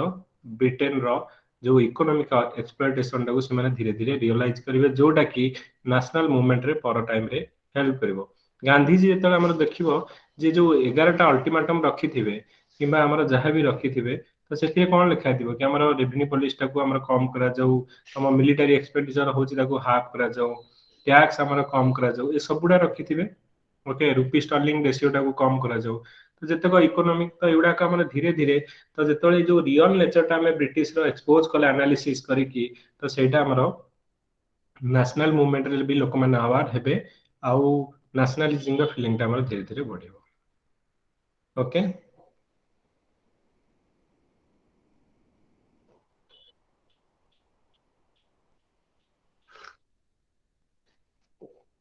तो एतिक थिला हमर जो होम चार्ज रे कोन कोन थिला तमे लिखिबो ओके ओके तो इथरे कोन इफेक्ट देखला इकोनॉमिक इफेक्ट कोन रहला पॉलिटिकल इफेक्ट कोन रहला तापरे हमें देखले जे इथरे इकोनॉमिक ड्रेन ना मेजर कंपोनेंट कोन कोन डायरेक्ट प्लंडर थिला प्रॉफिट थ्रू ट्रेड थिला इनविजिबल ड्रेन ने सैलरी पेंशन स्टोर परचेस तापरे interest on the loan profit from the foreign investment payment to be shipping banking और insurance surplus oriented as financial capital okay तार meaning कोन हमें गोटे figure दबो meaning हला जे हम नेशनल प्रोडक्ट उडा को जोडा इंडियन पीपल मानकर कंजप्शन पे रहउ नतला ब्रिटेन ने यूज करा होतला we have not get any economical material return from it okay तो मु ब्रॉड रे कहिली ओके तो जोडा को तमे कोन करिवो 60 मार्क रो ओके की कोन कहितला एनालिसिस करी की ओके हम जोडा पॉइंट देछि ताको एक्सपांड करी के लिखिबो किछि आईडिया असला इथरु Yes, sir. Yes sir yes sir ठीक अछि तो आमे कोन करबा काली भेट हबा चारटा रे मैडम गोटे हमरो मॉडर्न जो वर्ल्ड हिस्ट्री पढे मु मॉडर्न इंडियन हिस्ट्री रो जो क्वेश्चन उडा का मैं रिपीट करबा आ ये करी की डेली डेली हमें किछि सर मेडिएवल कोन क्वेश्चन सब लेखा सरी निकी सेटा सर कंपाइल कर देथांते सर टू रो तो हां सर मेडिएवल पेपर 1 लो सेक्शन बी देखिया मु देखि दोछि केत जण देइछ देखि दिए हां जण देइछ समय ओके ठीक है सत्य लक्ष्मी ओके प्रणति मनोज मगन लिजा अर्चना पुण्यस्मरण स्वाधीन ओके रिधि देनो रिधि दियो ओके लक्ष्मी प्रिया एलिना एमाने देनो ओके दीप्ति ओके जो मैंने देनो दे दियो जो क्वेश्चन उडा हम देखि दोछि कंपाइल कर दोछि आ जोडा रहिला नहल नै तमे निजे आउ किछि किछि लिखि दबो सर जत्ति की देइचंदी सेति कंपाइल कर दंतु आमे नले नेक्स्ट उडा लिखि नबु ठीक अछि हम कर देबे ओके ठीक अछि हमें काली भी 4टा बेले जो बेटा हवा तो साडे 6 में क्लास करियो सर अच्छा हां सर हमर जो वर्ल्ड हिस्ट्री रो जो क्वेश्चन करा हबा तापरे एना जो मॉडर्न भी जहा क्वेश्चन करा होची सर सेति की सफिशिएंट रहइबो ना सफिशिएंट रहिबो ओके डोंट माने वरीड होना सर खाली प्रीवियस रो क्वेश्चन कर देले सफिशिएंट रहइबो तापर टाइम ही नै सेति की भी सोरो नहीं सेति की भी कर देले तमरा कवर हे जबो ना धर मु तुमको वर्तमान करिवि जतक हमर मॉडर्न इंडियन हिस्ट्री धर हमें करबा की जो एक्ट उडा कोटे पडितला कि मुस्लिम लीग उरा मॉडरेट और एक्सट्रीमिस्ट भीतर तो टोटल सिलेबस सेही धरे कवर हे जबो ଯେତିକି ସାର୍ ଆମର 11 ରୁ 19 ରେ ଯେତିକି क्वेश्चन ସାର୍ ଅଛି ଆମେ ହଁ ଯଦି ସେତିକି କଭର କରି ନବୁ ସାର୍ ସେତିକି पूरा ଜଷ୍ଟିସ୍ टोटल सिलेबस पूरा टोटल कवरेज हो ओके ତାହେଲେ एंड ଠିକ ଅଛି। पर्टिकुलरली ओडिसा रे जो प्रीतम केतरा लिखि देछन ओडिसा रे जो धारा विषय एरिका जो हमर ये तो सेउडा को टिके हमर जो ସାର୍ खारबेला ସେଗୁଡ଼ା ଟିକେ ସେୟାର କରିନିଅନ୍ତୁ ଆମେ ଲେଖିନ हां हां मु कर देबी ठीक अछि सर हेलो सर नमस्कार सर हम सर आज टी क्लास टी मिसी गला टिके रेकॉर्डिंग कोठे थिबो यूट्यूब रे थिबो ना ड्राइव रे এইটার আমার দেখো ফার্স্ট রু ম্যাডাম পড়াউଥିଲେ আমার ওয়ার্ল্ড হিস্ট্রি रो अमेरिकन रिवोल्यूशन तापर मु जस्ट କିଛି ତମର ଏଥିରେ ଜାଣିବାର ନାହିଁ ଅଲରେଡି ତମେ ପଢିଛ ଓକେ ଏଥିରେ ଏକ୍ସଟ୍ରା ମୁଁ କିଛି ପଢେନି ଗୋଟେ ଲ୍ୟାଣ୍ଡ ରେଭିନ୍ୟୁ ପଲିସି ଆଉ ଏଇଟା ଆମେ ଜଷ୍ଟ ଡିସ୍କସନ କରୁଥିଲେ ମୁଁ ଏମିତି କିଛି ପଢେନି ଓକେ ଯୋଉଟା ମିସ୍ କରିଛି ଏଇଟା ଅଲରେଡି ତମେ ଜାଣିଛ okay no need to worry anyway ମୁଁ ରେକର୍ଡିଂ ରଖିଛି ଓକେ ଯଦି ତମେ ପାରିବ ଏଇଟା ଜଷ୍ଟ ଫରୱାର୍ଡ କରି ଦେଖିବ ଡୋଣ୍ଟ ସ୍ପେଣ୍ଡ ଆମେ ଏଠି ତମେ ବେଟର କି ସବୁବେଳେ ଆସିକିଲେ ଗୋଟେ ଡିସ୍କସନ ଆମେ ବସିଲେ ଡିସ୍କସନ କରିବା ପଏଣ୍ଟ ଇଏ କରିକି ଲେଖିବା ସେଇଟା ଗୋଟେ ରହିବ କିଛି ନାହିଁ ସାର୍ ସାର୍ ଇନ୍ସପାରେସନ ହଉଛୁ ନହେଲେ ନା ସାର୍ ପୁରା ମାନେ ଟିକେ ଅଲଗା ଫିଲ୍ କଣ ହଉଛି କାହିଁ ବ୍ୟସ୍ତ ହଉଛ ଏଥର ତମେ ଗୋଟେ ଭଲ ର୍ୟାଙ୍କ ନେଇକି ଆସୁଛ କାହିଁ ବ୍ୟସ୍ତ ହଉଛ ଥ୍ୟାଙ୍କ ୟୁ ସାର୍ ଦିନ ରାତି ସବୁବେଳେ କାନ୍ଦୁଛ ତମେ ଥ୍ୟାଙ୍କ ୟୁ ସାର୍ ଆଉ କାହିଁକି ନା ଅଳ୍ପ ସମୟ ସାର୍ ମୁଁ ଜମା ଅପସନାଲ ଷ୍ଟାର୍ଟ ହିଁ କରିନଥିଲି ସୋସିଓଲୋଜି ମ୍ୟାମ୍ ତ ପୁରା ଗାୟବ ହେଇଗଲେ ସିଏ ମୁଁ ଖାଲି ତାଙ୍କୁ ପର୍ସନାଲ ପଠେଇଲି ଯେ ମୁଁ ତାଙ୍କୁ ମେସେଜ କଲି ସେ କହିଲେ ଆଉ ସାର୍ ଏଇଟା ମୋ ଲାଷ୍ଟ ଚାନ୍ସ ଆଉ ସେ ସାର୍ ତିନି ସେ ଥର already क्वेश्चन भी देलेनी ମୁଁ ତଥାପି ମ୍ୟାମ୍ କୁ ସିଙ୍ଗଲ ଲେଖିଲି ମ୍ୟାମ୍ କହିଲେ ଭେରି ଗୁଡ ଏକ୍ସେଲେନ୍ସ ଏମିତି ଲେଖି ଚାଲ କିପ୍ ଇଟ୍ ଅପ୍ ମ୍ୟାମ୍ କିନ୍ତୁ ମୁଁ क्वेश्चन ଦରକାର ନା ମ୍ୟାମ୍ ଯେହେତୁ ଏତେ ହାଇଏଷ୍ଟ ର୍ୟାଙ୍କ ଥିଲେ ବହୁତ ମାର୍କ ରଖିଛନ୍ତି ମ୍ୟାମ୍ ଟିକେ ଆମକୁ ମାନେ ଗାଇଡ ବି କଲେନି ଖାଲି ଏମିତି ପଢେଇ ଦେଲେ ଆଉ ପ୍ରଣତି ଆମର ଯୋଉ ସୋସିଓଲୋଜି ର ଆମର ଯୋଉ ଗୋଟେ ମୁଁ ଇଏ କରିଥିଲି ବାଜିରାମ ରବିର ଡକ୍ୟୁମେଣ୍ଟ ଗୁଡାକ ଆମର ଯୋଉ ମେନ୍ ର ଇଏ ଗ୍ରୁପ ରେ ଅଛି ତ ସେଇଟା ଟିକେ ଦେଖ ସେଥିରୁ କିଛି ଯଦି ପାଇବ ଇଏ କରିବ ତମ ପାଖରେ ତ ରେଡିମେଡ୍ ମେଟେରିଆଲ ଥିବ ନା ଅଲରେଡି ଅଛି ସାର୍ ସରସ ସାଙ୍ଗର ଅଛି ବାଜିରାଉର ବି ଅଛି ମ୍ୟାମ୍ ସାର୍ ଆପଣ ଯଦି ଗାଇଡ କରୁଛନ୍ତି ମ୍ୟାମ୍ ଯଦି ସେମିତି ବି ଟିକେ କରନ୍ତେ ବି ଟିକେ ସାର୍ ଇନ୍ସପାୟାର ଗୋଟେ ସାଇଡ ରହିଯାଉଛି ସାର୍ ସାର୍ ହିଷ୍ଟ୍ରି ମୁଁ ସେଥିପାଇଁ କହୁଛି ଆପଣ କିଛି ନାହିଁ ଆମେ ସାର୍ ଲେଖୁଛୁ ମୁଁ ସାର୍ ଅଲରେଡି ମାନେ କଭର କରିଗଲିଣି ସବୁ ମ୍ୟାମ୍ ବି ପ୍ଲାନିଂ ଅଛନ୍ତି ହେଲା ଏଥିରେ ସମସ୍ତେ କେମିତି ଏଇ ସମୁଦ୍ରରୁ ପାର ହବା ସେଇଟା ହଁ ସମସ୍ତଙ୍କର ସାର୍ ଏତେ କମ ସମୟ ଭିତରେ ଏମିତି ହେଇଗଲା ତ ସେଥିପାଇଁ ଗୋଟେ 1 ଏଥର month ଦେଖ ବାଜି ମାରିବେ ଯୋଉମାନେ କି ଅଲରେଡି ପାଇକି ଅଛନ୍ତି ନା ର୍ୟାଙ୍କ ଅଲରେଡି ଏ ବର୍ଷ ହୋଲ୍ଡର ସେମାନେ ଖୁସି ମୁଁ ପଚାରୁଥିଲି କି ସାର୍ ଯେତେ ଶୀଘ୍ର ପରୀକ୍ଷା ହବ ଆମ ପାଇଁ ଭଲ ନହେଲେ ନାହିଁ ସାର୍ ତାଙ୍କ ପାଖରେ ତ ମେଟାଲ ରେଡି ନା ସେଥିପାଇଁ ସେମାନେ ଖୁସି ରେଡି ତାପରେ ଏବେ ପରୀକ୍ଷା ଦେଇଛନ୍ତି ଏବେ କନେକ୍ସନ ଅଛି ଓକେ ତ ସେଇଟା ସେମାନଙ୍କ ପାଇଁ ବେନିଫିଟ ଯୋଉମାନେ ଫାର୍ଷ୍ଟ ଟାଇମ ଦଉଛନ୍ତି ସେମାନେ ମେ ବି ଟିକେ ଓରିଡ୍ ହେବେ କଣ କରିବି ସରିନି ଏ ନାହିଁ ସାର୍ ଆମେ ମାନେ ତା ଭିତରେ ସାର୍ ଆମେ ମାନେ ଅଛୁ ଅଲରେଡି ତାଙ୍କର ସବୁ ରେଡି ହେଇକି ଅଛି ଲାଷ୍ଟ ଟାଇମ ପରୀକ୍ଷା ଦେଇଥିଲେ ସବୁ ଇଏ ଅଛି ଖାଲି ଆଉଥରେ ଦବା କଥା ଓକେ ସେଥିପାଇଁ ତ ସାର୍ ସାର୍ ନା ରାତିରେ ସାର୍ ଯୋଉ 10ଟା ବେଳେ କରୁଛନ୍ତି ଜିଏସ୍ କ୍ଲାସ ସାର୍ ମଝିରେ ମଝିରେ ଟିକେ ଅପସନାଲ କ୍ଲାସ କରୁନାହାନ୍ତି ନାଇଁ ଏଥର ଅପସନାଲ କ୍ଲାସ ଡେଲି ହବ ପୁରା ହଁ ଏବେ ସାର୍ କିଛି ନହେଲେ ଆପଣ ଖାଲି ପଢେଇଲେ ବି ସାର୍ ବହୁତ କିଛି ମୁଁ ସେଇଥିପାଇଁ କହିଲି ଯେ ଆମର ସେ ମ୍ୟାମ୍ ଅଛନ୍ତି ସିଏ ବି କରିବେ ଯୋଉ ଆମର ୱାର୍ଲଡ ହିଷ୍ଟ୍ରି ଆଉ ତାଙ୍କୁ ମେଡିକାଲ ସିଏ ବହୁତ ଇଣ୍ଟରେଷ୍ଟେଡ ସାର୍ ମୁଁ କରିବି ମୁଁ ଠିକ ଅଛି ଆପଣ କରନ୍ତୁ ମୁଁ ଯୋଉଗୁଡାକ ମୁଁ ମଡର୍ନ ଇଣ୍ଡିଆନ ହିଷ୍ଟ୍ରି ମେଡିକାଲ ଏଇଟା କରୁଛି ଓକେ ତ ମିଶିକି ଆଟଲିଷ୍ଟ ସବୁଦିନ କିଛି କିଛି କଲେ ଆମକୁ ଲାଗିବ ସାର୍ ତା ସହିତ ବି ଟିକେ ଆନସିଏଣ୍ଟ କରନ୍ତୁ ନା ସାର୍ ଯଦି ମାନେ 200 ମାର୍କ ପରେ ଆଣିବାକୁ ଚାହୁଁଛ କମ୍ପାଇଲେସନ ଯୋଉ ପ୍ରିଭିୟସ ଇୟର क्वेश्चन ସମସ୍ତେ କଲେକ୍ଟିଭ ଇଫେକ୍ଟ ଦିଅ ଯୋଉ ଏଫର୍ଟ ଦିଅ ଦିସ୍ ଇଜ ଦ ଟାଇମ ନିଜେ ଜଣେ କଲେ ହବନି ସମସ୍ତେ କିଛି କିଛି ଏଫର୍ଟ ଦବ ତ ରେଜଲ୍ଟ ଫାଇନାଲି ସମସ୍ତେ ଓକେ ମହାୟାନ ବୁଦ୍ଧିଜୀବୀ ଭଳିଆ ସମସ୍ତେ ପାସ୍ ହବ ଆଉ ଯଦି ହିନାୟନ ଭଳିଆ ମୁଁ ନିଜେ ପାସ୍ ହେଇ ଭାବିବ ସମସ୍ତେ ମାନେ ବୋଧିସତ୍ତ୍ୱ ହେବାକୁ ପଡିବ ସାର୍ ମୁଁ ବି ପାସ୍ ହେବି ମୋ ସାଙ୍ଗରେ ମୋ ଯୋଉ ଆଖପାଖ ଲୋକ ଅଛନ୍ତି ତାଙ୍କୁ ବି ନେଇକି ଯିବି ଓକେ ସେଇଆ ଭାବ ଆଉ ନିଜେ ଯଦି ଭାବିବ ନାହିଁ ମୁଁ ନୋଟ କରିବି କାହାକୁ ଦେବିନି ସମସ୍ତେ ବୁଡିବା ହେଲା ତେଣୁ ସେଇଥିପାଇଁ ମୁଁ କହୁଛି ଯେ କଲେକ୍ଟିଭ ଭାବରେ ପଢିବା ମାନେ ଲେଖ ପଜିଟିଭ ଯୋଉମାନେ ତମେ ତ ଯୋଉମାନେ ଲେଖ ଯୋଉ ଏଥର ଦବ ପରୀକ୍ଷା ଆଟଲିଷ୍ଟ ତମେ ତ ଲେଖ ସିରିୟସଲି ସାର୍ ମୁଁ ଆଜି ଗ୍ରୁପରେ ପଠେଇଦେବି sir commerce agriculture non allied movement sir 2-3ଟା ଲେଖି ନେଇଛି ଯୋଉଟା ମୁଁ ଦଉଛି ଦେଖ ପ୍ରଣତି ତମକୁ ହେଭି ଦିଆ ହଉଛି ଏଇଥିପାଇଁ କି ମୁଁ ଜାଣିଛି ଯେ ଆଉ କେହି ଲେଖୁନାହାନ୍ତି ସାର୍ ଅଲରେଡି ସେଇଦିନ ହିଁ ଲେଖିଦେଇଛି ସେଦିନ ରାତିରେ ହିଁ ଲେଖିଦେଇଛି ଠିକ ଅଛି ମୁଁ ସେଥିପାଇଁ ଦଉଛି ତେଣୁ ସତ୍ୟଲକ୍ଷ୍ମୀ କାହିଁ ଗଲେନି ସିଏ ବି ସବୁ ଲେଖୁଛନ୍ତି ଓକେ ଆଉ ଯୋଉମାନେ ପଜିଟିଭ ଲିଜା ପ୍ରୀତମକୁ ମୁଁ ପର୍ଟିକୁଲାରଲି ଓଡିଆ ଦଉଛି ଯୋଉଠି ମ୍ୟାଟେରିଆଲ ନ ମିଳିବ ଆମ ପାଖରେ ମୁଁ ଜାଣିଛି ଅଛି ମ୍ୟାଟେରିଆଲ ଓକେ ଦେଖିକି ଦିଅନ୍ତୁ ଓକେ ସାର୍ ସେ ପ୍ରୀତମ ଭାଇଙ୍କର ଟିକେ ପଠେଇ ଦିଅନ୍ତୁ ନା ଯେ ପ୍ରିଭିୟସ୍ ଇୟର ମେଡିକାଲ ଆନସିଏଣ୍ଟ ଯାହା ବି ଅଛି ପଠେଇ ଦିଅନ୍ତୁ ନା ଠିକ ଅଛି ଏଥର ଦେଖିବା ମୁଁ ମତେ ହିଷ୍ଟ୍ରିର ସବୁ ପିଲା ମତେ ତ ଲାଗୁଛନ୍ତି ସମସ୍ତେ ମାନେ ପାଇଲା ଭଳିଆ ଓକେ ଥ୍ୟାଙ୍କ ତେଣୁ ୟୁ ସାର୍ ସୋସିଓଲୋଜି ଟୁ ଜଲ୍ଦି ବଟ୍ ଯୋଉ ସାର୍ ହିଷ୍ଟ୍ରି ବହୁତ notification ଭଲ ବାହାରିଗଲା ଅଛି सर हाँ 2018 सर बड़े एते मार्किंग जल्दी न जो हो नोट सर अर्चना 2018 तमे तमे अर्चना लिखुछ माने माने मु भाबुची गोटे प्रोफेसर भलिया तमे लिखुछ एते डीपली आ एते ये लिखुछ ओके से प्रोफेसर भी बाया है जो कोन कोडे लिखुछ एते किंतु अर्चना मो सर मते सर बहुत नर्वस सर एते जल्दी नोटिफिकेशन बाहरी गेला मु एते उडा पढिले भी सर ताको प्रोड्यूस करि परिबे बोली सर मो मन रे टिके भी कॉन्फिडेंस नहीं आसुनी अर्चना सुनो तमे नर्वस माने तमे ठीक प्रिपेयर करूछ जदी बिल्कुल नर्वस न हो तो एथरे तो प्रेशर रहइबो डर लागिबो और डर नहीं तो कोन हो अछि तो तमे पढुछ माने डर लागि और जे बिल्कुल पढुन ताको किछ डर नहीं हाँ जा हबो माने ये नहीं तेणु जो माने सीरियस अछ से माने टिके नर्वस रहइबो डर लागिबो don't worry Etah natural sir revision भाई सर जम्मा भी टाइम नहीं सर के रिवीजन न कले सर केमती सेटा हे परिबो मु तो नहीं सर हमें बहुत एटी डर रिवीजन लाଗୁଛି करिवा ओके रिवीजन करिवा सर सुडा आमे लेखुचु सर आपण रेगुलर रिवीजन करंतु सर आप सर आमे रेगुलर पूरा रेगुलर 19 आवर्स ଗୋଟେ सर କାମ पढुचु କରିବା ଆମେ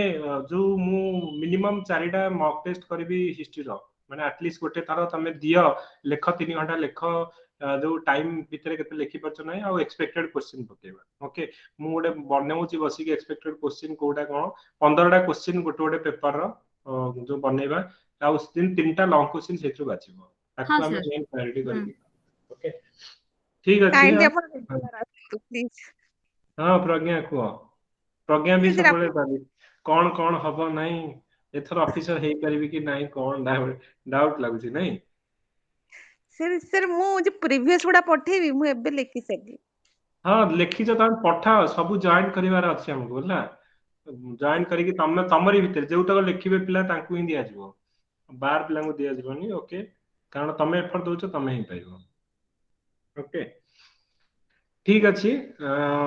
ଗୁଡ୍ ନାଇଟ୍ ଆମେ ପୁଣି କାଲି 4ଟା ବେଳେ ଟ୍ରାଏ କରିବା ଯୋଉ ଇଏ କରିବା ପାଇଁ ତା ପର ଦିନଠୁ ଆମେ ସବୁଦିନ କନେକ୍ଟ କରିବା ଓକେ ଆଟଲିଷ୍ଟ 1 ଆୱାର ହଉ ପଛେ ୱିକ୍ ଡେଜ ରେ सर कहीं ना आपण सर डे टाइम समय होनी सर नाइट टाइम 11 करंतु ना 12 करंतु आमे तो राति रे भी पढुछ राति सारा सेमति किछि भी नाही सर घंटे सर समय ठीक चलिबो ଅଛି जेते बेले भी करियो हां सर जे सर राति 3टा कले भी चलिबो आमे सर ନାଇଁ एनी ନାଇଁ टाइम କିଛି तो पढुछु ଅସୁବିଧା ନାହିଁ ମୁଁ ଟିକେ ଦେଖିବା ଏଇ ପିଲାମାନଙ୍କର ଏଇ ପ୍ରିଲିମ ଅଲଗା ପିଲାଙ୍କର ହଲ୍ଟ କରିକି ଓକେ ମୁଁ ଟିକେ सर ଡାଇଭର୍ଟ तांकर तो आड ही बाहरी नहीं से माने ହଁ बसिथिले ଆଡ ବାହାନି ଅକୁପାଏଡ ବା ସେ ପିଲାମାନେ କହୁଛନ୍ତି ସାର୍ କଣ କୁଆଡେ पळेଇଲେ ଇଏ କଲେ ସେ सर କଲେ आमे बर्तन टोटल कुळरे ही ନାଇଁ अछु ଠିକ से ଅଛି तो ଠିକ तांकर ଅଛି आड ମୁଁ ही ଏବେ आसीनी କଣ କରିବି ସେଇଆ ଭାବୁଛି ଅନ୍ୟ କାହାକୁ ମୋ ରେସ୍ପନ୍ସିବିଲିଟି ଦେଇକି ପ୍ରିଲିମ ପିଲାଙ୍କ ପାଇଁ ଆଇ ସୁଡ୍ ମାନେ ବର୍ତ୍ତମାନ ଟାଇମ ହଉଛି ଯେ ସବୁତକ ଟାଇମ ମୁଁ ମେନ୍ ପିଲାଙ୍କ ପାଇଁ ଡିଭୋଟ କରିବି okay no need to worry last देखो लास्ट 30 डेज अच्छी ओके धोनी भलिया छक्का मारिया पड़ो 4टा बॉल रे 4टा छक्का इम्पॉसिबल मैच को जितला भलिया हमें कैपेसिटी रखी आगु जे पड़ो डोंट वरी फाइटिंग स्पिरिट रख आउ हमरो जो निश्चिंत करि परिबी ओके सही भला सर समय मते किंतु डरिवार नहीं एक समय सर हमें मारी जवार जो सर मते किंतु हम ग्रुप रे से जो पुण्यस्मरण बहुत हेल्प करछंती जेतेला दरकार मु तांको मेसेज करी से संगे संगे सर मते रिटर्न लिखि पठौछंती तांकर प्रिलिम हेइनी बट से सर बहुत हेल्पफुल ନାଇଁ ନାଇଁ ପୁଣ୍ୟ ସ୍ମରଣ थैंक यू ଡେଫିନେଟଲି पुण्यस्मरण ସେ अछंती ଅଲରେଡି थैंक यू ଅଲରେଡି ସେ ସବୁ ଅଲରେଡି ଲେଖିକି ରଖିଛନ୍ତି ମୁଁ ଜାଣିଛି ତାଙ୍କ ପାଇଁ ଯୋଉ ଇଏ ଡେଡିକେଟଲି ଆମର ହୋମ ସାଇନ୍ସ ଇଏରେ बहुत सपोर्टिव ଡେଫିନେଟଲି सर ହବ ଦିସ୍ ଇଜ ଏ ମ୍ୟାଟର ଦେଖ ପ୍ରଣତି ଏଟା ହଉଛି ମ୍ୟାଟର ଓପିଏସସି ଯୋଉ ପ୍ରଦୋଷ ଯୋଉ ପିଲାଟା ଯୋଉ 7 ରାଙ୍କ କେତେ ରଖିଛି ସେ 3 ଟାଇମ୍ସ ପ୍ରିଲିମ ପାଇନଥିଲା କିନ୍ତୁ 7 ରାଙ୍କ ପୁଣି ଆମେ ତାଙ୍କର ସିଏ ମାନେ ଓଏସ୍ ତାଙ୍କର ଫାଷ୍ଟ ଅପସନ ଓପିଏସ୍ ଡେଡିକେସନ ଯେ ମତେ ହବାର ଅଛି ओके मते ओपीएस अछि पुनी माने जॉब फॉब किसी करनथले हमरी जूनियर मो जूनियर जे मो बीटेक जूनियर तो मु पछाली जे तम तो सराइन पिला तो 100% प्लेसमेंट ना मु नेली नि सर मते ओएस ही जो हबार अछि ओपीएस ही हबार अछि तो तेनु मोर मु कहू हेदिन कहउतले ना मो पाखरे ऑप्शन हां बी सर आसीथिले जो हां हेले मोर मोर होची एटा ऑप्शन ए ही मोर एटा होची मोर प्लान ए मोर प्लान बी किछ नथला तेणु डेफिनेटली हबो जे डिसाइड करछि जे मु हबार अछि मते से हे जिवो एतरे चान माने किछि ये भी नहीं मे बी जो हब ले भी गोटे तुमको टाइम लगिवो किंतु डेफिनेटली हे जिवो सर बेले बेले फील होची कि हाँ ठीक अछि सब जिंस मैनेज हे जो पुन बेले बेले लागुची किछि होबनी नहीं हब तमे तुमको लागिवो जे नहीं क्लर्क आरआई भी मु एप्लीकेशन पकेबी एसओ भी पकेबी डोंट माने ओरी वो ना भल से पढ़ हबो बॉन्ड माने लिजा तो होसंदी गोटे एक्सप्रेस ओके माने कौन कहि कोन माने 10टा पॉइंट फटाफट फटाफट फटाफट कहि के चुप हे जी ओके रॉबर्ट भलिया पूरा ठीक अछि सर एइटा ही स्टार्टिंग रो माने समस्त कहंदी कि एते माने सुपर फास्ट भलिया काहे पळे जे धीरे सुस्ते रहि कि कहो ओके ठीक अछि okay bye have a okay nice sir thank bye you sir sir thank you sir. Thank you sir.